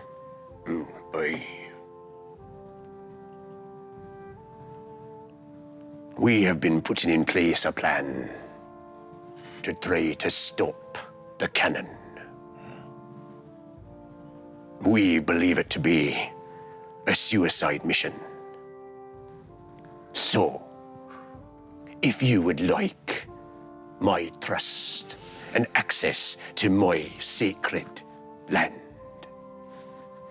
perhaps you stop the cannon. My army fights even now with the dwarves, with the orcs, over land not far from here. We pull their forces away from the cannon itself. And I was going to send my best men to try to disable the cannon or cut the head off their force by killing their commander.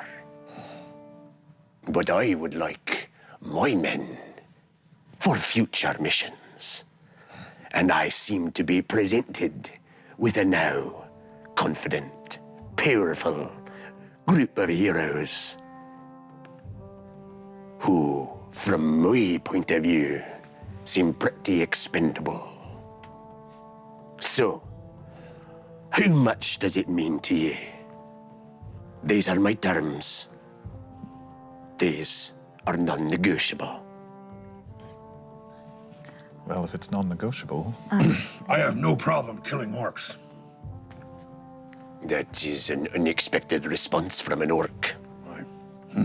Also, it's very possible that, as I said earlier, I think this cannon came from the Ashen Mage herself, or at least the technology with which to build it. So this would allow us to gather some more information. Right. And I look forward to disappointing you when we do come back. Indeed. Might someone be able to, excuse me, brief us on the logistics of this? Of course, Dundu knows. That's right, we've been talking about this one for quite a while. Well, I think if that is your terms, You leave us little option but to say yes. And Great. we will fight for you if you give us your word. A dwarf's word is stone. I'm rolling an insight check on that. Okay. You have advantage from False Star, but it was countered by Grim Fated. Okay. So many counters. Ooh. 12? Oh, you have a negative? Wait. Yeah. Oh. You know, my I was like, oh, you're over 13. You stare up these steps, up this velvet red cloth placed down on these steps. You look into the face. Oh, wait. Sorry, I want to use a card. Okay. Before you finish. You had advantage, but it was countered, but then it was countered again by this card. Use this card when your advantage is canceled to get that advantage back with a +2 on the roll. So Nice. All right. let's roll again. I'll just roll the second dice. That would be a 17, -1 is a 16, +2 is an 18. All right, so 18. What I'm shooting for, oh, no, you go. No, tell me what you you're go shooting ahead. for. It's more than just like, is he lying? Is he telling the truth? It's how much of this is I'm gonna use these guys, us. Worst case scenario, they die. This is what I'm thinking he's thinking. Worst case scenario, they die and nothing comes of it. Best case scenario, they end the cannon and they also die. Right. And the second part of that is what I'm trying to glean from his my word is stone. Right. So, with an 18, you, as I said, look up these steps. You're standing physically below this creature who is shorter in stature than you, Right. but he is placed above you. You, standing there below him, looking up the steps that are covered in this red velvet, gaudy, ostentatious, golden lined. He stands there with this completely impractical outfit on that is there just to impart a sense of, I'm better than you. You see that. You look in his beady little eyes, and you see exactly what you expect to see. That for him, he was just presented with a win-win. Right. He gets 2 swings at the ball. One with a group that he could not care less about. Right. Patsies, essentially. Yeah. He's still got his dudes. Right. So he can always send them afterwards. Exactly. And we will have weakened The them. most important thing for him is to stop that cannon. Right. So what's the downside? He's got his trusted dude saying, trust these people. Also, they're amazing and they've done wondrous things. Right. Okay, go do the thing I want you to do. You die, and I think that you're absolutely right, that if you succeed and also die, best case scenario, because then I don't have to worry about it. So can I ask a second part to that? And if you want me to roll again, I can.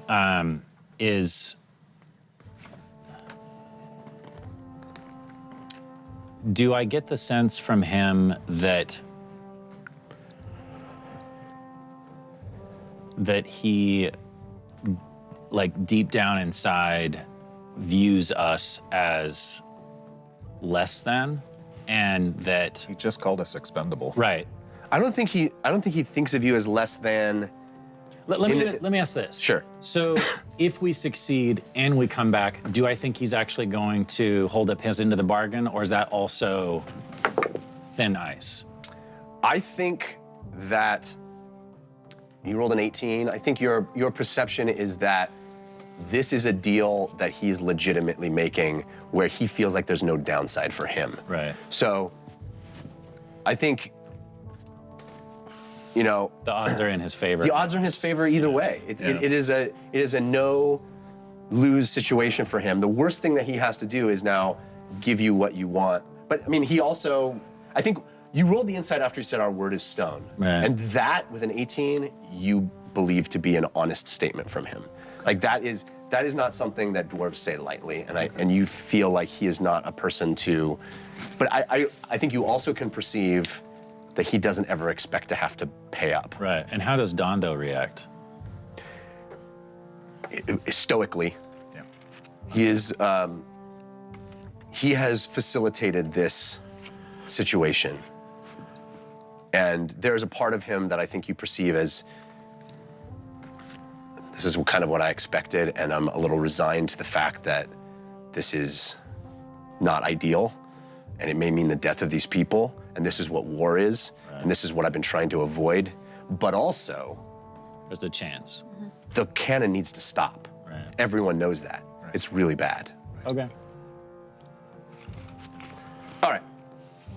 So he says his word is stone, and you guys are ushered out. There's a broken crossbow bolt on the ground with orc blood on it as you leave this beautiful, I mean, carved dwarvish iconography all over it. It's beautiful, but this is where plans for war are being drawn up. You can kind of see back in through this opening. There are tables, and this is a more, this is the presentational entranceway, and this is more of a a place where people are seated and drawing up plans for war. And there are many other dwarves back there who are planning and conversing and getting ready. I will mage hand the broken crossbow bolt back to the soldier and say, I think you dropped this. So Digit manifests out of you, grabs the bolt, and he goes, this is the calmed emotions dwarf. He gets it, and he looks at you, and he puts it in his quiver. It's got orcish blood on it still.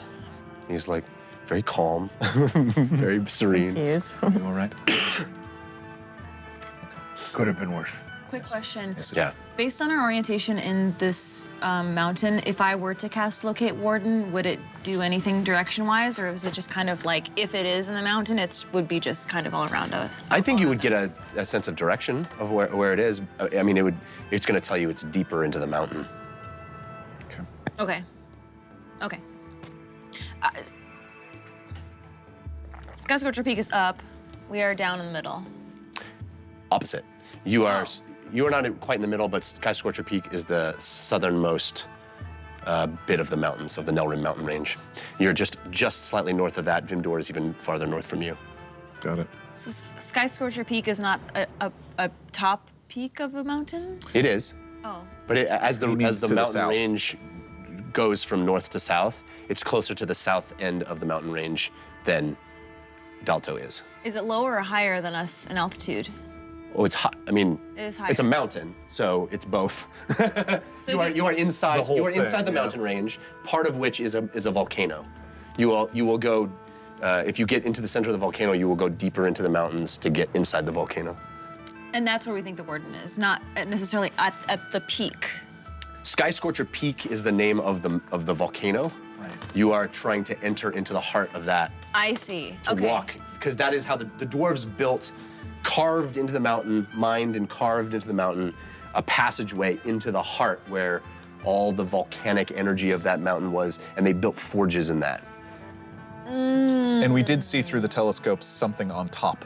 That's correct. Okay, that's I think where I was getting confused. Yes. That's correct. Okay. But that's not necessarily the But we word. wouldn't see a warden dance around on top of the peak there. Yeah, got it. Okay. Oh, Thank if you. only. Thank you. All right, so you make your way out of this throne room, back through the winding caverns, passageways, vaulted, open areas, back to the long passageway, sort of silent and solemn as you walk, and you finally make your way back to Dondo's residence. Homrian and Donk are having seconds of some stew as you enter. And they go, how did it go? Did you get entrance?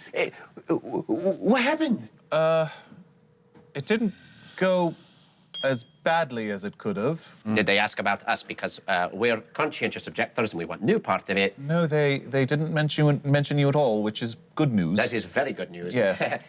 But no, we have another step to take before they'll allow us into the forges. We should speak about a plan. Yes. Yes. We've discussed 2 viable options for dealing with this problem. You're welcome to come up with your own ideas, but I wanted to give you as much information as the dwarves have been able to gather. Please do. As the king indicated, there is a large contingent of orcs battling the dwarves now, but we've tried to pull them away from the cannon itself. We believe there are 2 methods of disabling the cannon. Attacking it directly and trying to somehow physically disarm it or destroy it in some way, or go right to the heart of their camp, where they would not expect.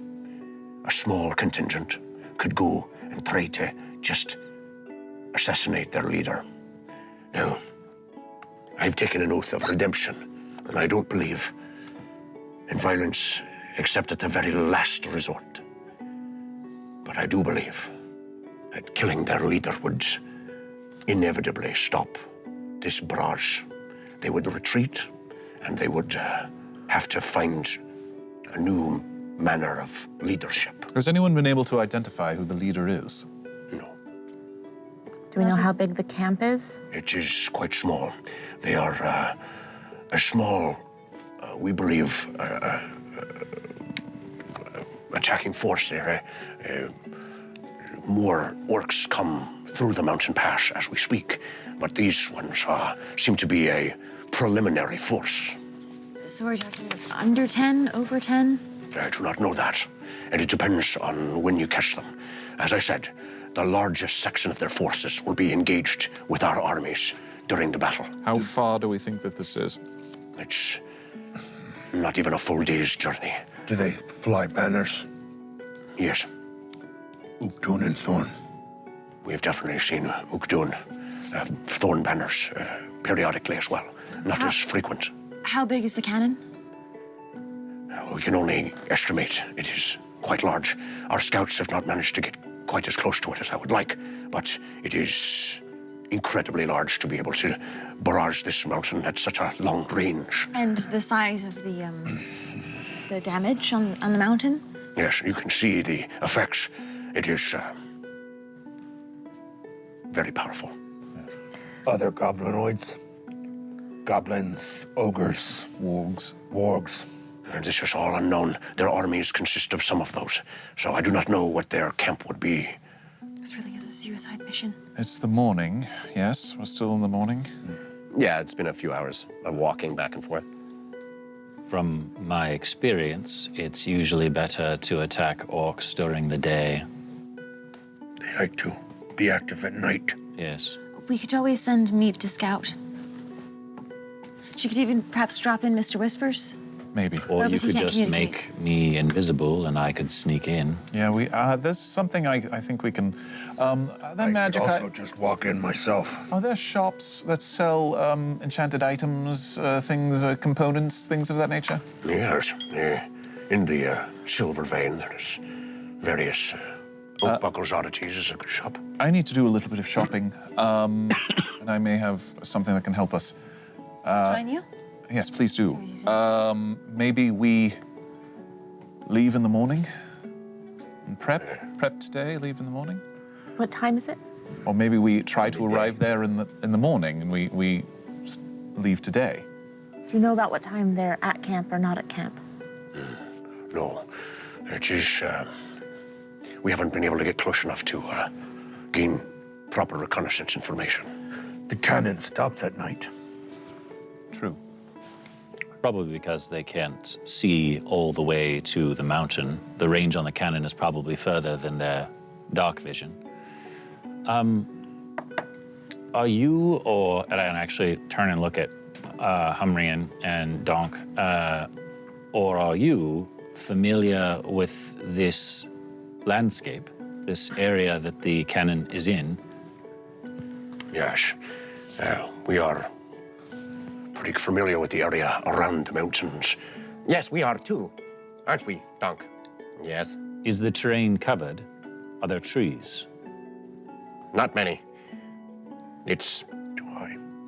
The altitude is quite extreme, and the shade of the mountain prevents a lot of growth.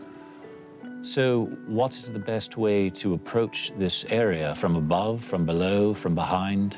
Well, that's, I think, the problem with what the orcs seem to have done is that it's very much one way in. It's a defendable position. That's right. How did they get the cannon there? I do not know. If the cannon is so large, and I'm assuming it's made of metal, they must have used magic. Perhaps, or just a lot of muscle. Right, but you said now it's a small contingent, That's right. Dragon. So they... Dragon. Maybe. You think they were working with the dragon? That's she possible. Calcutta Thief had scale. Right. Not the first time she'd been around dragon. Any of your scouts seen the gold dragon? We have seen many dragons flying in the peaks. Recently? That's right. We've spotted them high above the mountain range. Colors. Oh, it is hard to see. And that's not routine, that's not normal. Well, no. What about... Frankly, no. What about this? The area of the mountain that the cannon is in, is that area of the mountain itself stable? If we were to cause a rock slide or an avalanche down the side of the mountain to take out the cannon, would that work? Without actually having to go down and deal with the orcs themselves? If we had a large, perhaps, explosive go off. It's an interesting idea. I'm worried that it would cause a chain reaction that would damage some of Dalto itself. I see. Perhaps if we caused the cannon to go colliding down the side of the mountain, though, a small explosion would certainly disable it for quite some time. Or turn upon own orc lands. Use weapon against... This is an intriguing proposition. Are they using explosives to fire off the cannon? We don't know, but certainly propulsive of some kind. Well, if they were using something that was an explosive element, we could set off all of those charges, which would also slow them down quite a bit. Ugo, were you suggesting that we turn it around? Turn the cannon around? That's what I would do. On the orcs? Yeah. I could kill 2 birds with 1 stone. Right, but I don't know if we have enough strength to turn a cannon around. It's big. I do know one thing. Just talking to my compatriots before we left. I know they have mages. Orcish mages. You've seen them, right? They exist. Orc mages? Right? You mentioned warlocks. I have never seen a... You mean wizard? What? Read from Orcs that book? they can use magic. Oh, that... Yes, those exist. My brother. Word passed through the brother's a ranks. wizard? It's part of the things that made us so scared. That's right. We heard that the orcs not only could kill you with their axes and their spears, but with magics. Shaman. Do you know what kind of magics? The kind that hurt you. The kind that ripped their skin and bone. So, like fire and lightning? I don't know. I didn't get close enough. We left. We ran. Thorn That's right. We orcs. were cowards. No, you were smart. You listened to your mother, Humbrian. Thorn orcs know much about gods. Well, I think it only makes sense that we go out there and see what we're dealing with before we start making grand plans. Right? Right. Otherwise, we're just guessing. I mean, if we get out there and there's only 5 of them, then it would make far more mean sense to scouting? try. Yes. Yeah. You see me step back momentarily and put my head down, and I'm going to cast Sending to the Gold Dragon. Oh.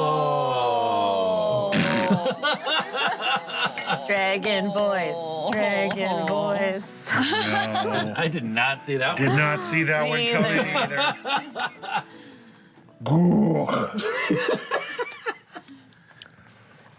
Hello. Hello. You up? What do you say? What are you wearing? Sup, sexy? Wow. Wow. I presume you found your scale. We took it from the evil mage Kolkata Theed. Did you give it to her willingly?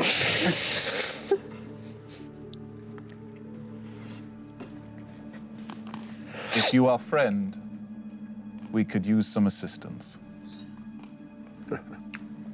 All right. I didn't tell him where we were It's or fine. anything. It's magical! In a familiar fashion, your message disapparates, little beads, and as it happens, Dondo looks over at you and sees the bits of your message go up into the ether, and he looks at you, his eyes squinting slightly. I just took a big swing. And you wait a second. And then a feeling bigger and more intense than anything you've ever felt inside your head from a foreign source enters it. It's like getting hit with a stack of books. And you hear, Who are you to speak to me? You meddle in the affairs of gods and dragons.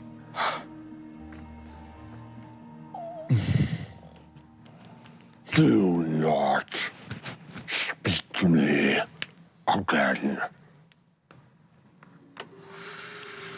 Do we see James like? Yeah, I almost fall over. I James, are you all right? brace myself against the table. Don't lock your knees like that.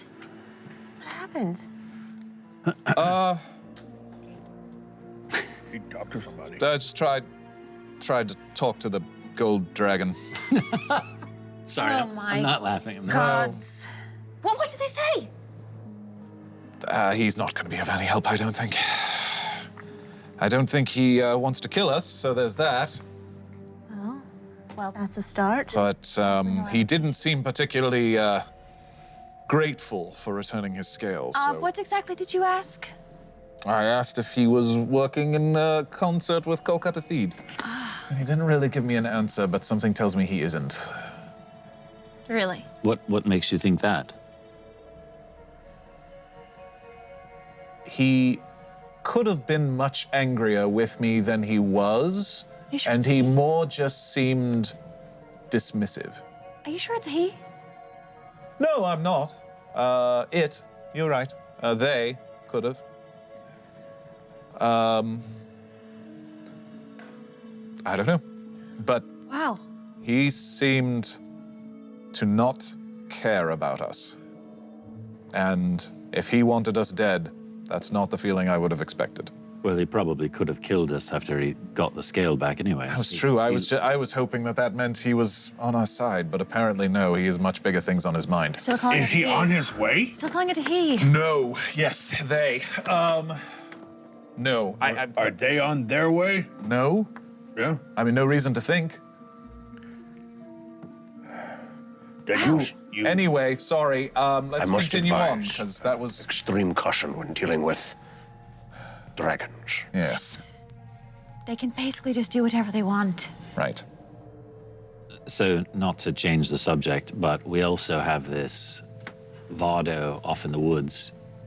Yes. Will the Achairai be of use getting there, or would they just be more of a hindrance when dealing with the problem at hand? I suspect you would want to be as inconspicuous as you could. Right. Right. Do you think we could have Humrian and Dunk go and get them? Oh, we'd be happy to. We know exactly what they are, but I don't know about getting back in the city. Yes. I suspect we'll need the king's blessing for that to happen. So perhaps when this business is done, I give you this as my word.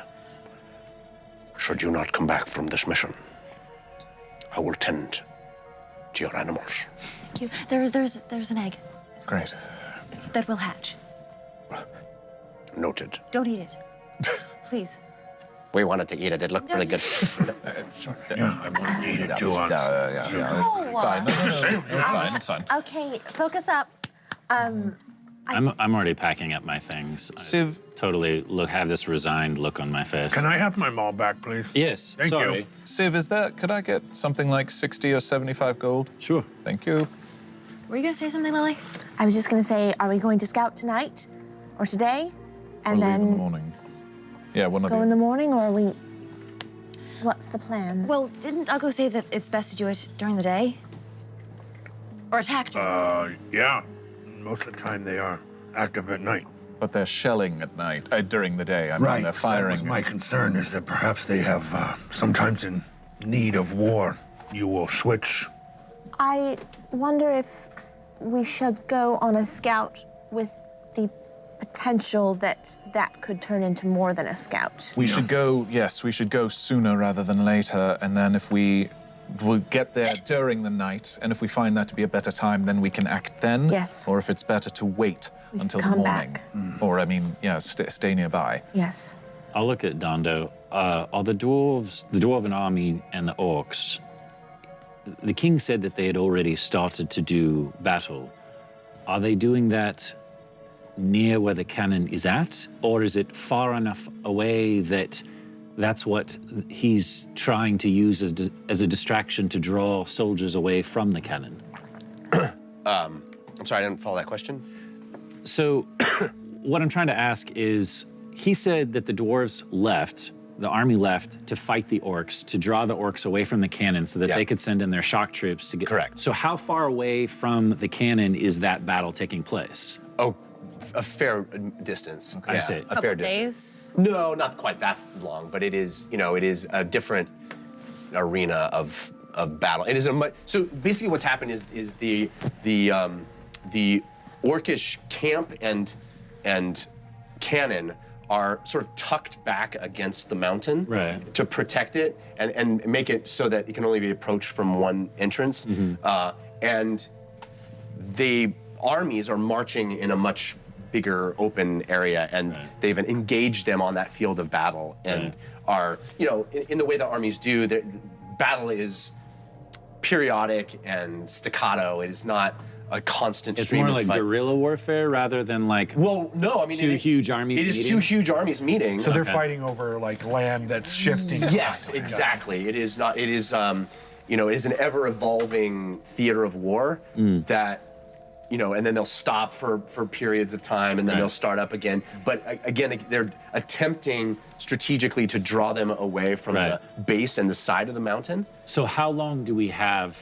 How long is that battle going to take place? And essentially, how long do we have to take care of this mission? Well, this is what you saw as you approached Dalto Thum. Them marching out. Marching out, Right. and what they're doing is they're sending out armies, yeah. waves, exactly, to try to push back this threat. Okay. And as the orcs, continue to approach, they're trying to keep battle back that line farther and farther. Got it. So then I say to all of you, I think we need to go as soon as possible. Dondo, are they fighting during the day or at night? Mostly during the day.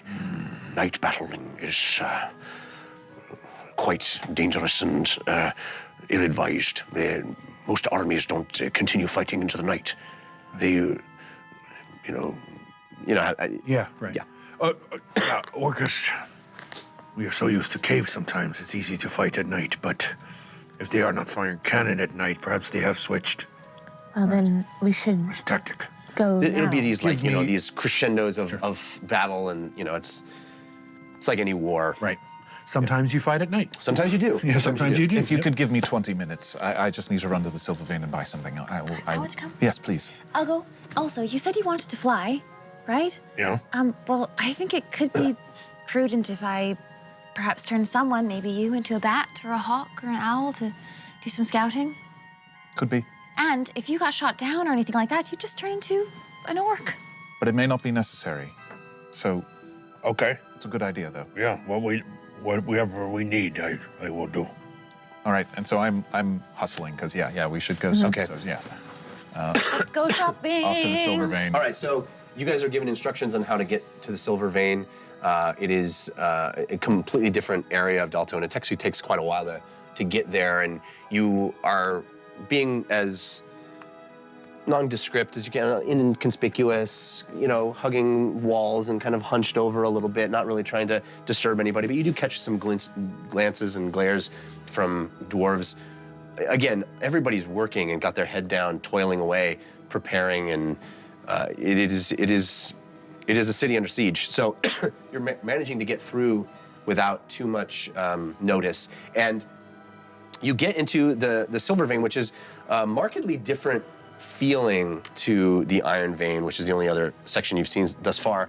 And it really does feel much emptier. And the sense that you get is there's less use for the things that have been done here now, which is artisans, craftspeople that work on the smallest of scales, creating these beautiful filigrees, these beautiful small workings of metal, interlocking necklaces, and all kinds of really beautiful work with metals, with steel, with precious metals to create all kinds of beautiful things. Also, there are places with clear arcane connotations to them. The place that Dondo told you to check out was a place called Oakbuckle's Oddities, which is a store that specialized, and still does, but certainly while the trade route was still in place, much more so, in arcane items, strange things, useful, magical stuff. So you find this, and it is you find the sign that says Oakbuckle's Oddities. This area is much less trafficked. You open the door, and there's a woman in the back, dwarvish woman in the back, who barely even looks up. She seems to be toiling back in the back area. But you see all kinds of things on the walls and on shelves, all kinds of strange, it's a very much a secondhand store. Well, hello. Oh, can I help you? Yes, sorry, we're visitors to the town. We don't have much time, but I was wondering... We don't get much visitors here. Oh. What can I do for you? We're just looking She's to got buy little some... glasses. Nice. We're looking to buy some components. Please, look around. If I can do to help you, I'm happy to do so. Could you please show me your spell scroll selection? Spell scrolls, we don't have many of those left, but I'll see what I can do. She's looking around. This little dwarfish woman. Adorable. Indeed. I'm looking for a glass eye. Yes, you're in. It's Worth at least 100 gold. well, everything here is top. I can tell you top the value. I'm sure. I have no doubt. Look, And she pops up. She goes. Very nice. Is this one do for you? It's a pretty good glass eye. Made, I think it's made in Vindor, actually. Look at it. Put it in my mouth. Look at Look at this for you. Oh, it's nice. And what was slick your now. name, madam? My name. What is my name? My name is Russigrit Oakbuckle. Russigrit. Russigrit, yes. Russigrit? Very pretty. Yes, nice to meet you. Very nice. Are you new to yes. Are you new people in the Silver Vein? Dondo Corrigana highly recommended your shop. Dondo Corrigana did? Yes, that's correct. I haven't seen Dondo in quite too long. But he speaks very highly of you, and we are on very important business. Is there any way that you could give us this for 80 gold? Well, you said you wanted it to be at least 100 gold, sir. I think you made the value yourself, did you not? No, it's a weird thing about spell components, isn't it? It doesn't really allow much space for negotiation, doesn't it? It says worth at least 100 gold, but if I buy it for 80... then I would have said it to you. All right, fine. No, 120 you're gold, absolutely right. One of these days, I'll get this negotiation thing down, I swear. It's worth 100, so You're right. 120 seems pretty fair for my markup, for my... We don't get many people in here anymore. I'm convinced. Madam, should I We're on very important business for the king. Important business. Oh, I'm sorry. I'll just put this back in my Do you mouth. not have enough gold? How much gold do you have? I have 113. I can All right, fine. fine. Yes. Okay, yes. 120. Sounds reasonable, yes. Fine. Lovely. Very nice. And so what screws you're looking for, Yuri? What do you have? I'm particularly looking for altar self, if you have that one. Altar self. I can certainly pull up my list. Altar self, oh my goodness. And she's a frog. Oh. On the thing. Oh. That That's altar self, it works. that seems to be polymorph. That seems to be polymorph. Whatever. Alter self allows her. She can turn herself Very into impressive. another person. Obviously. Yeah. Wow. She's kooky though. I mean, she's I'm into it. Oh, what wonderful! I just did the same thing the other day. It's true. You like frogs, do you?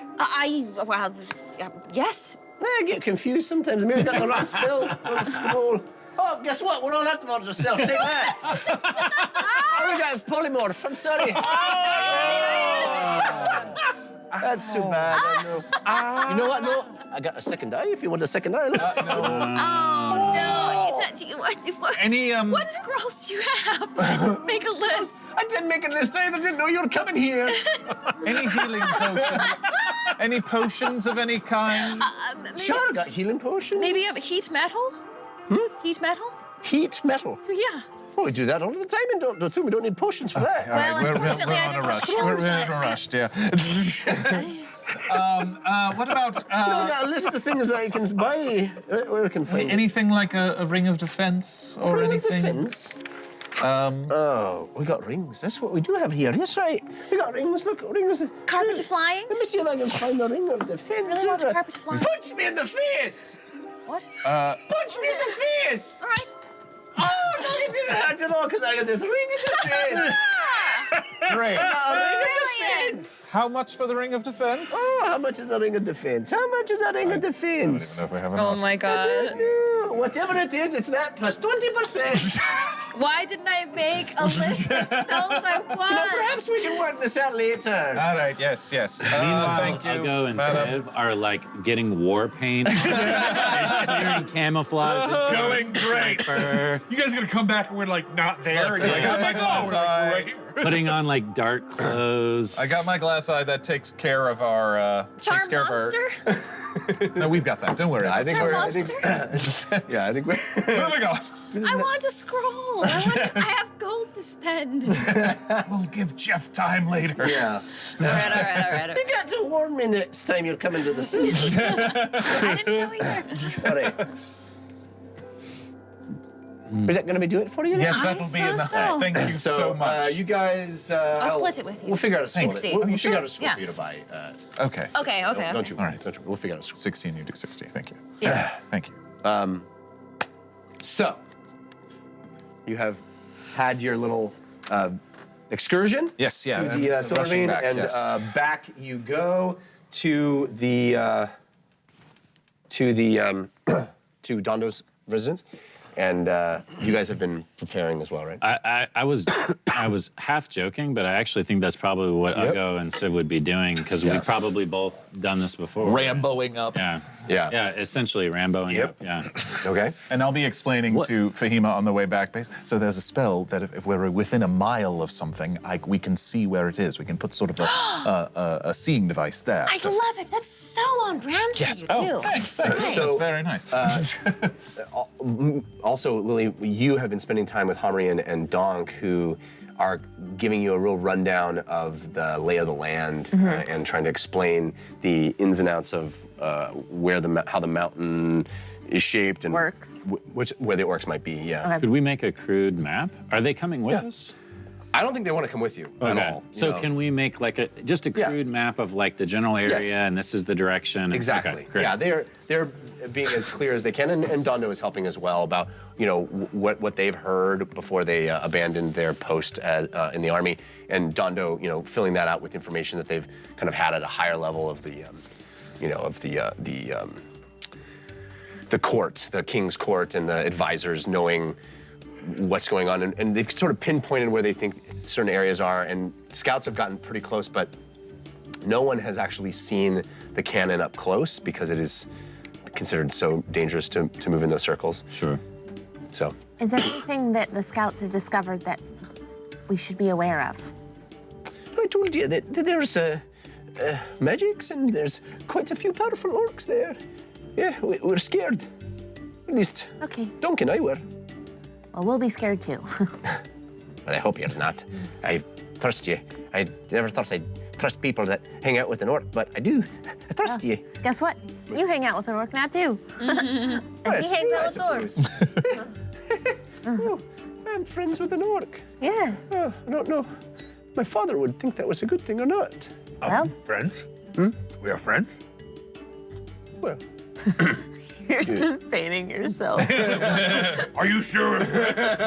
you're quite scary looking right now, but I like you too.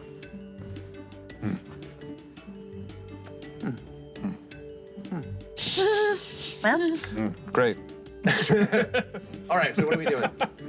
I think we're leaving. are they back? Let's go. Yeah. Did we have a short rest while they were gone? Cool, I did a push-up. Sweet. I had to get some help back. All right. Oh, yeah. I'll take heal you. All right. So, we are doing what now? We are We're heading out. heading out to scout or to To scout. Scout that might become Scout more. that may Yeah. become. All right. Scout so plus. there are two different areas that you Heavy can go scout. to. There is the location of the cannon itself, or the camp where the leadership of the Orcish army is thought to. I would I like. think that's I where would we like were to. going. Oh, Oh, what were you saying? I was gonna say. I think we should go look at the cannon first, in case there's a way for us to easily sabotage it. If we take care of leader, then we take care of more than one problem. I'm really hoping that this all can end with both sides walking away and Why don't we vote? There's 5 of us. Everyone that says I think it that would be we want to go to the cannon and sabotage it, raise your hand. to the cannon, yes. I mean, I eventually want to do Yeah, I that, do want to at some point. That's not what I want to do first. You want to go see the orc encampment first? I want to kill orc leader, yes. I see. Abstain. All right. Well, seeing as how Which one's closer?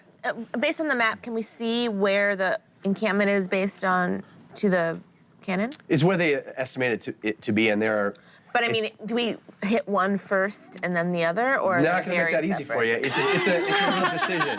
It's a real decision. It's a fork in the road type Right, of yeah, the fork situation. in the road. I mean, you can certainly go scout both if you want, but it is one place or another place. Well, what time of day is it going to be by the time we get there?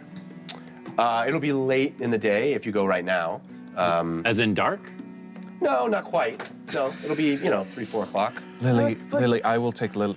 I really don't. I don't want to force Uggo to assassinate what could be his brother leading this orc. I don't either. It just seemed like that was the only way. You guys saying this like right here? I pulled her off. I thought we were scouting, and so I'm fine either way, honestly.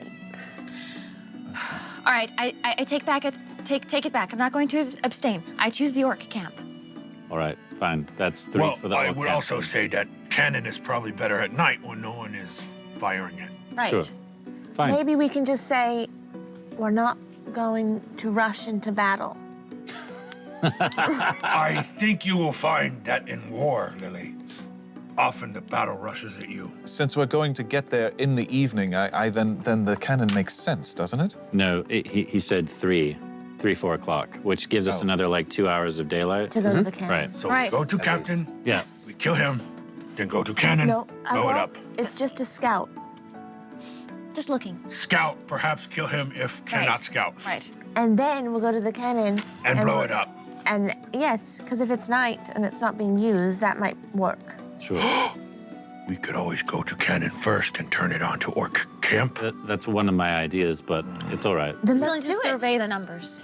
Let's go to the cannon first then. I'm so confused. We all are. No one knows what's All right, happening. who's the leader of this group? I want to kill Orc Captain. All right, let's just go to the orc encampment first, and we'll see what we see. And then if it's too sticky, Fine. then we'll go and take care of, course, the cannon. yes. All right.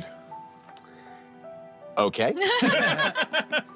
So, decisively, team sets out. Mocking us? Hey, that was decisive. We made a It was good. decision. It was good. It took us 4 The minutes. team makes their way back out through the concourse, past all of the hustle and bustle of that opening area, back to that incredible vaulted cavern at the opening. Dondo bringing them with him. Actually a contingent of dwarves from the king himself, guiding, bringing, escorting you, so as not to have any dust-ups on the way out. I want to keep Ugo in the middle of us. Yes. Yeah. You know, do you guys ever see So no itchy trigger fingers. those old shots of Michael Jackson running? There's like 14 guards around him. You know? Yes. You know, and he's in his lapels, you know, and he's like smiling. You know, that's what you guys are doing. So you got this like with it, and you as you pass through the gates, and they again that thing that happens. The gates open, and there's Nort Gaboon standing there with his orc skull and his bandolier of orcish tusks, all notched and numbered. And he stares at Ugo, and he clocks you as you walk by, not meeting his eyes. I mean, not leaving your gaze. He's just like staring holes in you as you walk by, hate in his eyes. And he can't believe that you're being given this deference by other dwarves. And all the other soldiers kind of stand and look, watch, and you guys move out. And at a certain point, the dwarves stop and let you walk across that bridge with the waterfall to your right. So the water gushes down from above, and you look past the area where you had originally climbed up when you first got to Dalto Thum, and you sort of make your way across that bridge, and you look back, and then the giant bronze doors close, 15 feet thick, close. And you see just the dwarves who stand in front of it, sentinel Nort Gaboon staring at you as you leave, and you walk down this incredibly long pathway of the mountain. Is Dondel still with us? No. Okay. He's not coming. Okay. Is the orc that I healed, or the dwarf that I healed there? Yeah. When I pass him, I'll just give him a little wink. He looks down at his arm that's healed. His other arm's bruised. He's like,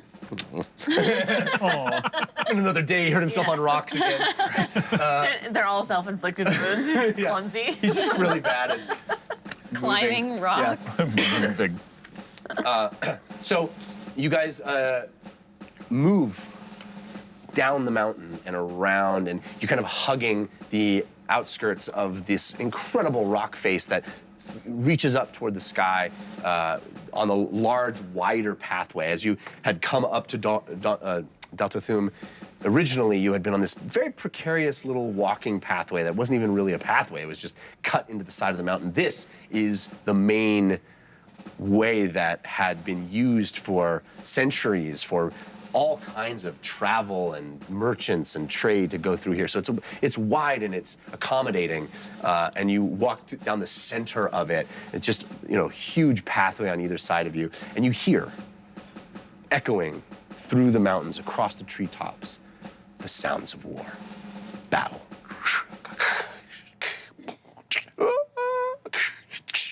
It is happening down below you. Down the side of the mountain, there is battle happening, screams, just clanging of metal on metal, footfalls in the mud, footfalls on dirt and rock, clanging and screams. You hear all of that echoing, and you continue to move, and you look at your map, and you follow it, and you get close to where it seems like it was supposed to, the encampment was supposed to be. And you hear the sounds of orcs. I'm assuming all of you guys are Sneaky. Yeah. We can all roll stealth. Civ, you have advantage from Tiger Lily that was countered by Grim Fated. Okay. Fahima, you have advantage from Mana Hakume, but it was countered by Queso Gato. James, you have advantage from TK421, but it was countered by Grim Fated. Thank you, Ugo, you have TK421. advantage from the Brush of Tie, but it was countered by Eagle Eye 12321. And Lily, you have advantage from Saber Gamer that was countered by Grim Fated. Grim Fated, why? So, Jeff. Yes. I have Embrace the Pain, which gives me a +2 to anything that gets countered. And I'm also going to use Trisha's Hush Burger that I got from Morgan Nice. Sagan earlier. A delicious fire-grilled burger appears and starts to ask you about your process in bringing your character to life. Devour the delectable abomination, and your movements become impossibly quiet. Your next stealth check gains +2. I need to use a card because I just rolled really bad. From the Brush of Tie. How bad? Oh, okay, no, go A ahead. 3. Luck of the Hen. For one roll, your advantages may stack up to 2, so I'm going to use another advantage if I have one. Yeah. To roll you again? do. You have advantage from Reno Hay. Thank you, Reno. Hey! I mean, it is countered, but I guess this card lets you just use it. It lets me roll 3 d20s. Okay. But I only rolled 1 because I got countered. But I guess, I don't know. How does that work? My brain is I'll let you not just able use to. since the card says it, you can roll another one. Wait, I have a solution. Oh. I didn't like my result. Can I try and throw a pretzel in Jared's mouth? Yes, I'm so excited about this. So excited about this. Or do you want to do it? You can throw it in my mouth. If you prefer. Oh, let's talk about this for a while. Yeah. I'll shoot Okay. for a while. Who do you? Gummy bear, okay? Okay. Okay, I'm gonna let you know. Yeah. After, I rolled a d20. I didn't like my result. I may take a snack from the snack bowl and attempt to toss it into the mouth of the person sitting farthest from you, or they can toss it to you if you prefer. If you miss, the original roll is taken. Catch it in the mouth, I win. All right. I will allow, if you choose, one practice throw. Oh, God. You want to do it? Okay. Do it. Sure. Okay. Orange, okay? Can I Get it on the stand first up? try. Yeah, you can do it. You're gonna go underhanded. Yeah. Don't hit the lights. This is hard. Don't hit your line. I'm not gonna hit it. You ready? I can't I'll do stop it on laughing. 3. 1, 2, 3. Hey! Now I'm not gonna do it. You can take that as a real. That's amazing. That was amazing. What is this show, man? We have physical challenges. Power. Double dare. Thanks, Uncle CW. I'm rolling again. Amazing. Maybe the best thing we've ever done. Artistry. What's Worse. Oh, I have. Hang on, I got you. I will use Trish of the Time Stream from Dyson Capes for a 12. You have so many Trish cards. Yes, So I then do. I get plus, Plus your stealth. What? Oh, Ron has something what he is wants to that say to face? everybody. I got a 13. 18. Okay. I got a 14 with my reroll. Okay, good. 17. I'm not that bad then. Great. 18. And here, did you get? 400. Yeah. He's helping the rest of us. Although, if Ugo and I mean, it's over now, but if Ugo and I were doing camo and stuff, you would get advantage from that. Right. So. But I think the thing is we. Oh, the countered advantage and count. stuff. Yeah. Yeah. I have All right. something for this. So you guys all managed through the power of the amulet. It's a weird thing. You're crawling it, you're getting closer. See if throw some food at Lily. It's amazing. And you get close, and you see that there has actually been erected in this little cove. Not cove is the wrong word. This little inlet of where the mountain divots in. A makeshift orcish camp with logs, spiked logs that have been carved into pointed tops. A palisade. Yes, a Pacific palisade. Grown. all Local humor. all erected to create one entrance point and one exit point, heavily defended. You see, as it's pressed up against the back of the mountain, there are multiple levels that have been peopled with orcs that are kind of looking out and patrolling this little encampment. And as you peek around and you try to see a couple of orcs out in front as they're just walking back past the palisade, past those spiked logs, you see unmistakably Grolago, the orc that Uggo challenged. He stands looking larger. Oh my God. He's still got one tooth crooked from when Uggo punched him in the face, and he's got a bunch of orcs following his command. And that is where we will stop tonight. No, it's too soon. It's too soon. What time is it? Come on. So this is the orc that we came into contact with. You'll remember had a very large cannon. Yeah. And Uggo challenged, I think, in episode 3? Super. No, 6. Six? That's when we found the first Early. one. Oh yeah, 6 because it was when First we went half into of the warden 6. battle. That's right. Yeah. So, this is this very same orc. Could have been your and a brother. Could have been. Contingent of orcs beside him. And we're gonna find out what all this means. But first, I wanna clear out our cards. Rematch. Cards. We also got Oh my love. gosh. We got love. I love the love. The love. Loving the Love is love. something We I love love. love. I love love. Love, love. Love lamp. Damon 7, Fellowship OT. I love lamp. Diana of the Night. Not to be confused with Diana of the Day. The day. Correct. Oh yeah. Woodster 74, others. Thank you so much, all of you who send those balloons. We appreciate them. Indeed. Let's get to some cards. Civ, you have a Force of Good from Youngblood. Okay, thank you. You have a Force of Evil from Grim Fate. Okay, thank you, Grim Faded. Nobody rolled a D20 or a nat 20 tonight, did they? No. No, Yeah, we didn't roll. contracted bonus did Roll not It's pay only off this sesh? like it was supposed A lot to. of talkie talks. Darn. Sorry. Can I? Yes, Okay. please. The first thing you notice is the tell. Something is just off here. Was it the way they tugged on their earlobe? Is it something about their haircut? The next time you think a character is hiding something from you, gain +2 on your insight check by looking for a tell. Oh man, that would have been super. Yeah, I needed that one tonight on you. helpful. So that brings you just back to a 0? It gives me a +1. Okay. Yeah, good old Better than nothing. 8 wisdom. Let's make a deal. Your rolls aren't great. At best, mediocre. But I've got a deal that I'm willing to broker. You've got a good healer and HP aplenty. Speak a number aloud as much as to 20. Whatever you choose is the damage as toll. That number replaces your next awesome roll. Wow. So I have to pick a number between 1 and 20, and that's going to be my next. The next time you roll a 20, you'll get that number instead, but it's how many hit points you lose. Right now. Right. Okay. Okay. I will choose, because I would like my next roll to be successful. Is it I a will force of choose 12. Yeah. a I 15. was like, that's not good at all. Okay. Yeah. So your next 20, your next awesome, is a 15 instead, but you took 15 points of damage. Okay. Interesting.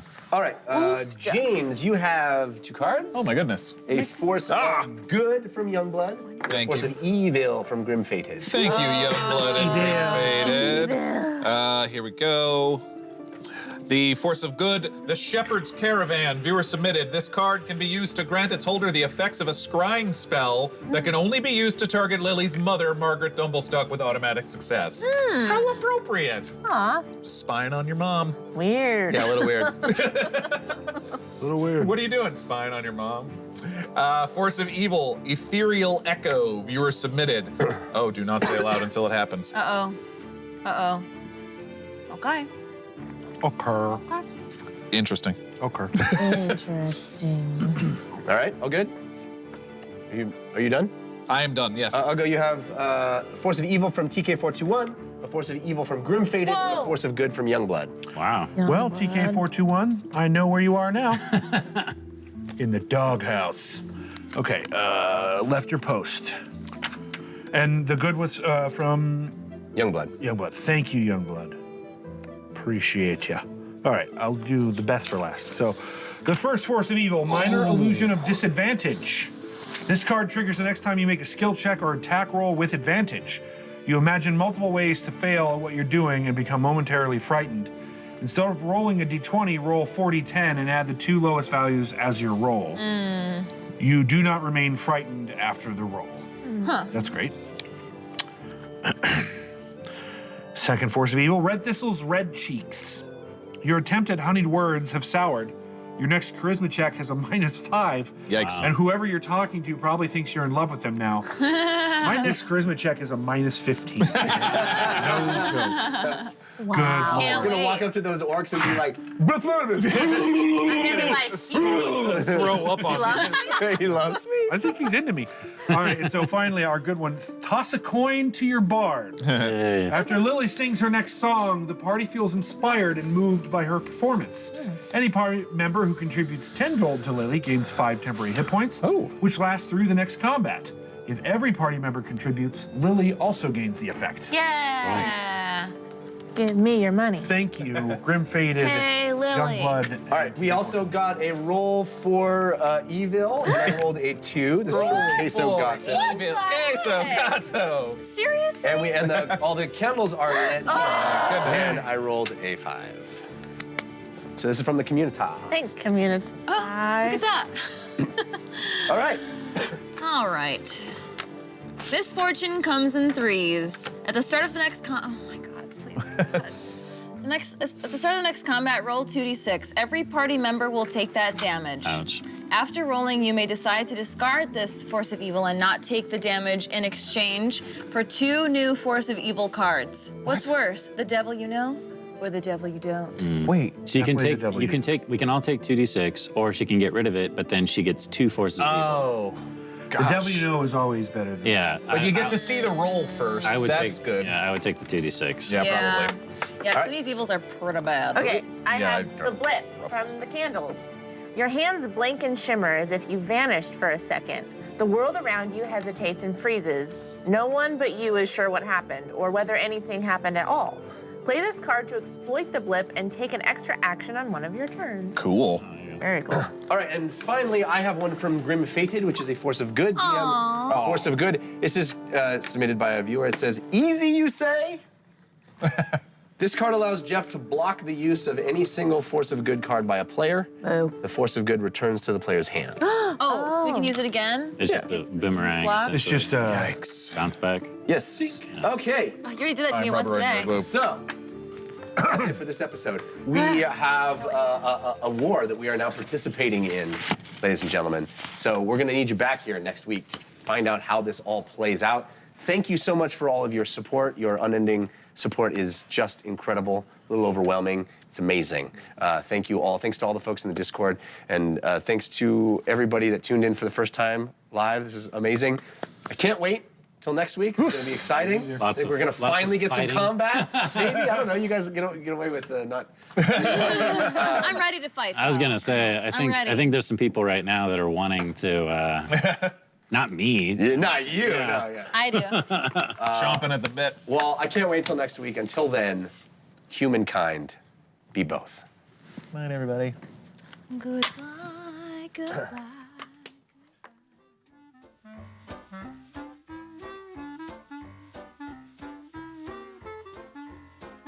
To all of you who played along and interacted with us throughout the evening, our humble thanks.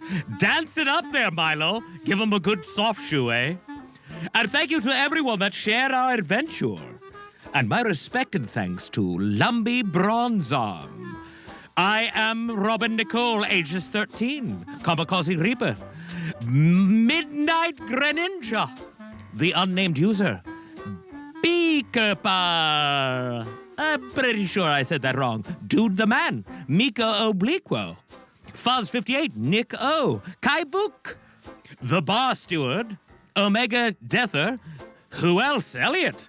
Wizard Lee, Briber, Raider Zero, Gamershare, Lurkfish, Burr Ice, Greg Thompson, The Carson, Raisin Brand 66, Lost Legend 15, and William Blackrose, whose viewer submitted Force of Good and Force of Evil cards were used on tonight's show. And don't forget the Dungeon Rundown. The official Dungeon Run after show airs Tuesday night at 6 p.m. Pacific.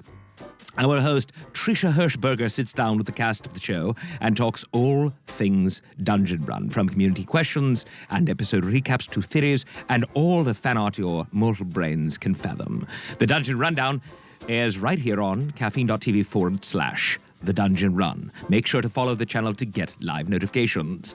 And of course, join us for The Dungeon Run next Wednesday at 6 p.m. Pacific right here as The Dungeon Run continues.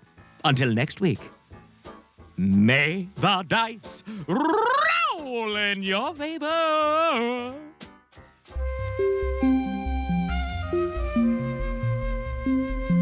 It started. It started. It started. Started.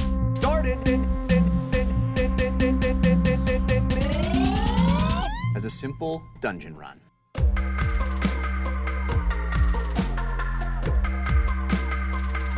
As a simple dungeon run.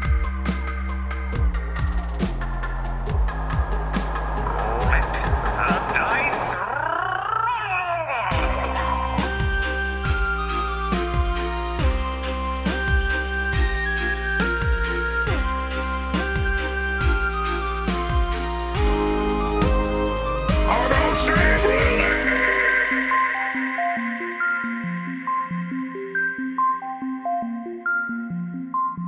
In a world where magic exists, anything is possible. Ah, life is pain.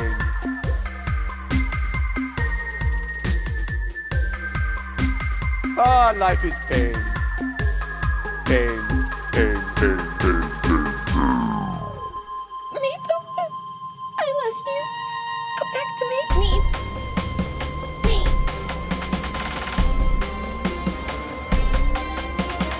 Meep. Meep. Meep. Meep.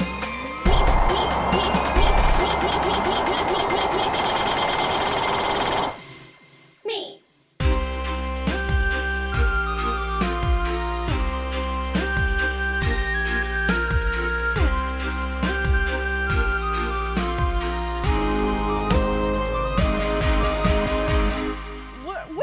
We're falling through space. No plan.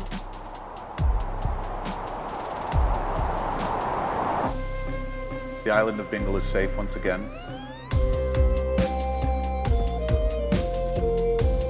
You may return to your homes. And if there are any that are willing, help them rebuild.